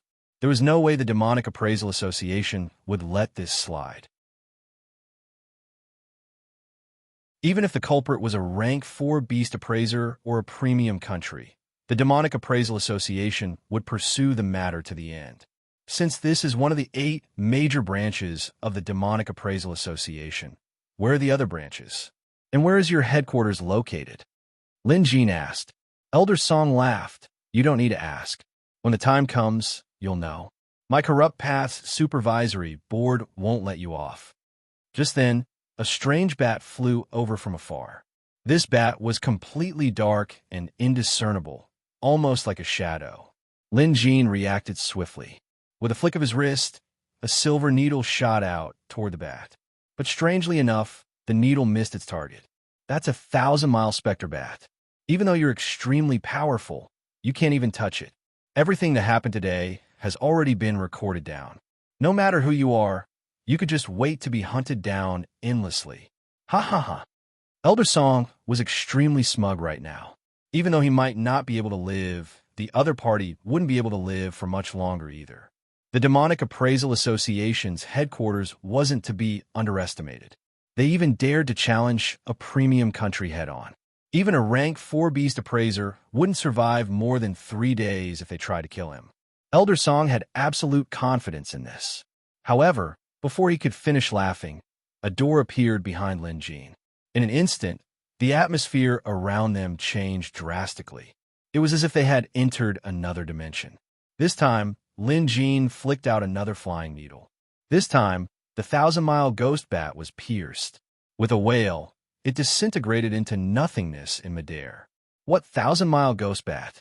That's all there is to it. Lin Jin chuckled. He had used the nebula barrier to gather the museum's aura. Sure enough, it worked. Although he wasn't afraid of being hunted down, it was still a troublesome matter.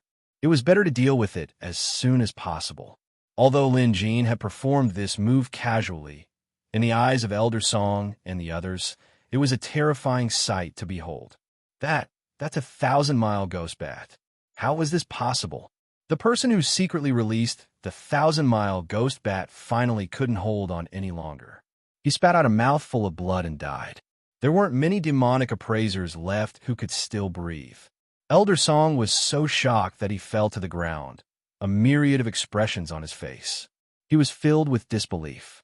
The 1,000-mile wraith bat was an artifact created by headquarters using a secret method. There had never been a problem with its transmission, and no one could intercept it. Everyone in the Demonic Appraisal Association knew about this, but today, someone actually managed to kill the 1,000-mile wraith bat.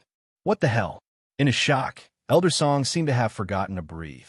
As a result, he spat out a mouthful of blood and choked to death.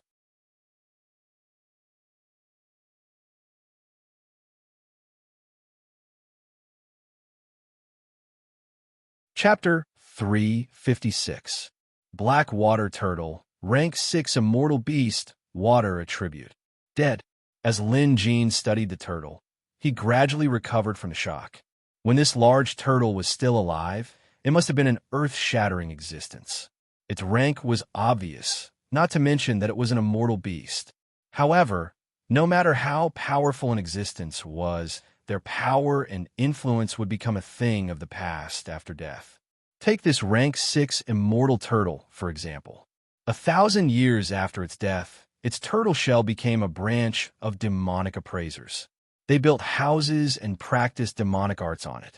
Now that the turtle shell had been split into two by White Ape's punch, it had lost all its spirit energy and sunk to the bottom of the lake. At least it had found a home. Just then, Lin Jin sensed something. With a swift movement, he was already more than 100 feet away. He stared at a crack in the turtle shell with a shocked expression. Why is there residual spirit energy down there?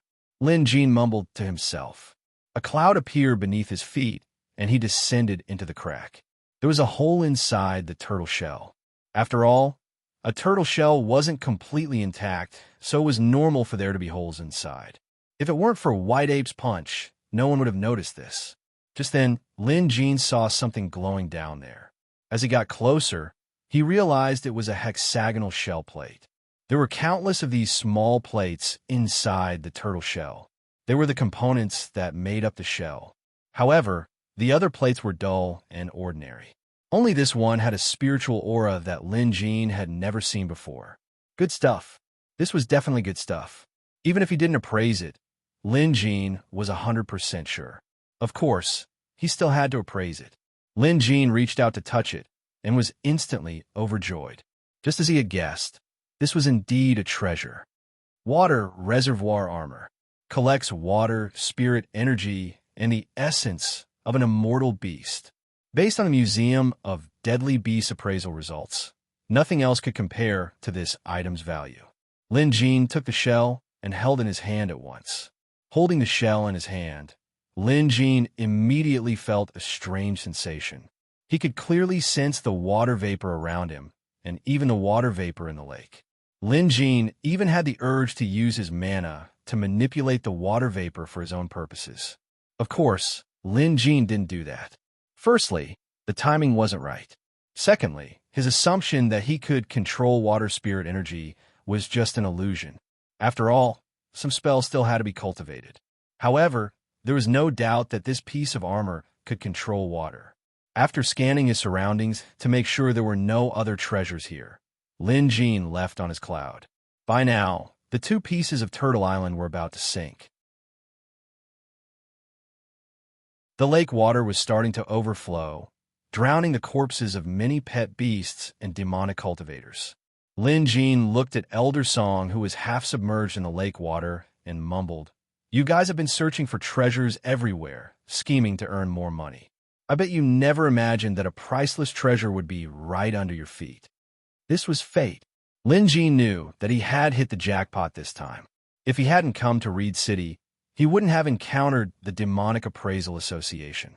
If he hadn't followed the clues to this place, he wouldn't have discovered Turtle Island. And if White Ape hadn't split Turtle Island into two with a single punch, causing the island to fall apart, he wouldn't have been able to discover the water breeder scale hidden within the turtle's shell. If he had made a single mistake, the outcome would have been completely different. It's a good thing you guys died. Otherwise, you would have died from anger after missing out on such a precious treasure. Having said that, Lin Jin took off on the cloud. By now, Turtle Island was slowly sinking to the bottom of the lake. The fog around them had mostly dissipated. Lin Jin knew that it was probably the shell armor he was holding that had gathered the fog here. The fog had sealed the surface of the lake all year round, concealing Turtle Island within. Now that the turtle's shell was broken and the armor was in someone else's hands, the fog naturally dissipated. "Let's go." With a wave of his hand, a cloud gathered and lifted White Ape up. Then, both of them floated down to the shore. Lin Jin realized that after equipping the water reservoir armor, he could cast the cloud spell with greater ease. The cloud spell was clearly related to the manipulation of water vapor, and the water reservoir armor was obviously able to enhance this type of spell. The armor obviously had more uses than that. However, Lin Jin would have to slowly explore it in the future. Back in Reed City, the Chow family had tidied up their yard. Escort Zhang had become their most important guest. Although the authorities had been interrogating him, the Chow family was a powerful family, so they couldn't get much information out of him. In the end, they left. Inside the living room, Escort Zhang told them everything he knew. Xiao Feigong said, "I just don't know if Appraiser Lin will come back." Appraiser Lin left in such a hurry. He helped the Chow family so much that if he doesn't come back, we'll go to Maple City to thank him. Right, we might have to ask Escort Zhang to accompany us then. At this, escort Zhang chuckled. Of course, of course. Just then, someone came to report that appraiser Lin had returned. What? Xiao Feigong got up in excitement and immediately ran outside. Afraid that his father would fall, Xiao Xing quickly chased after him. However, despite his youthful strength, he couldn't catch up to Xiao Feigong. Xiao Feigong was visibly excited.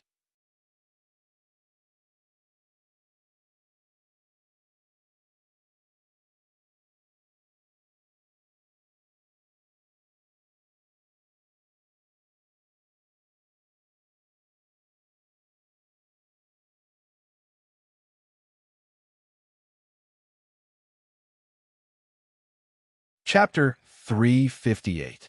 It wasn't easy to preserve the manor in such good condition, even retaining its original style.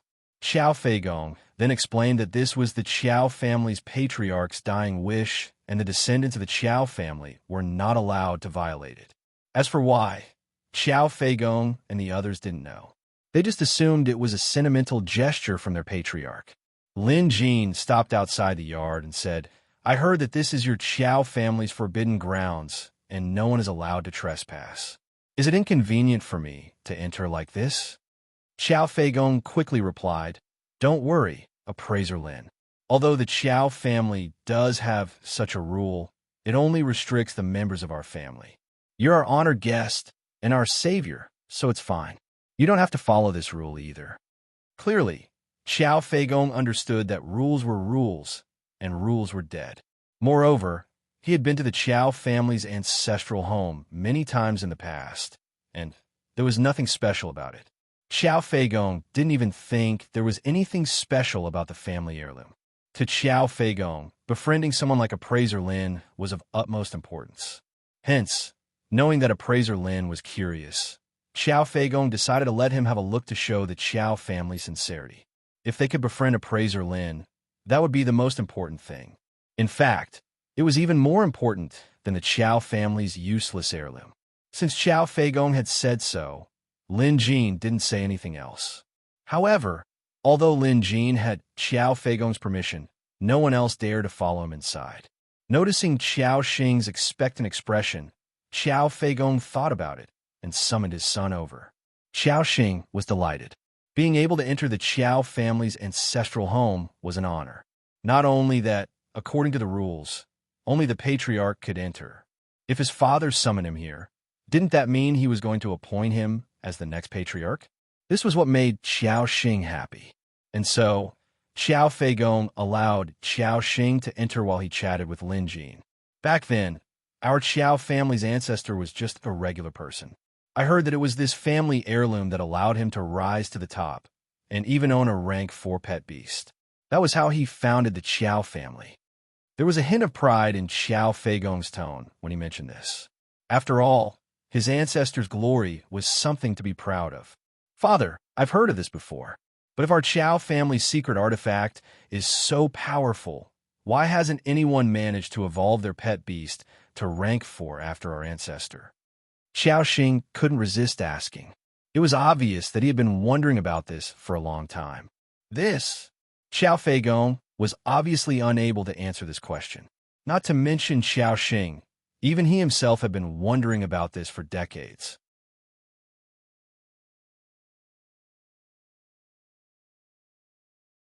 The wooden plaque looked ordinary, but on the wooden plaque, there was a 3 written on it. Father, is this our Qiao family's heirloom?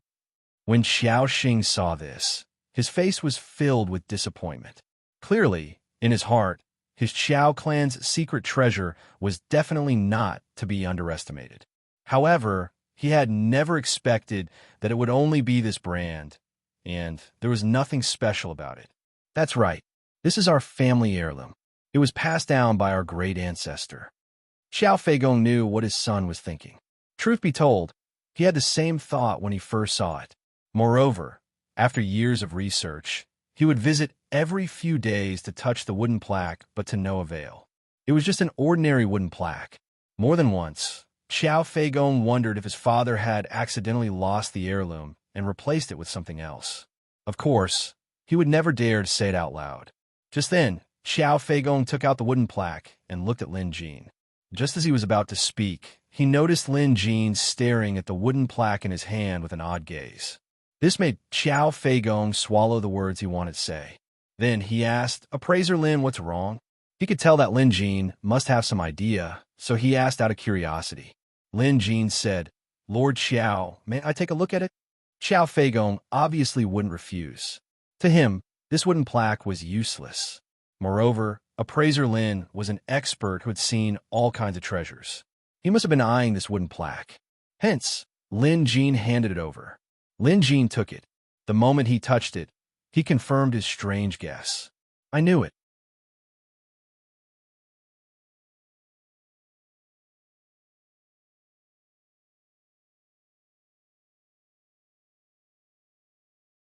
If Appraiser Lin knows, please let us know. Feigong and the entire Qiao family will be eternally grateful.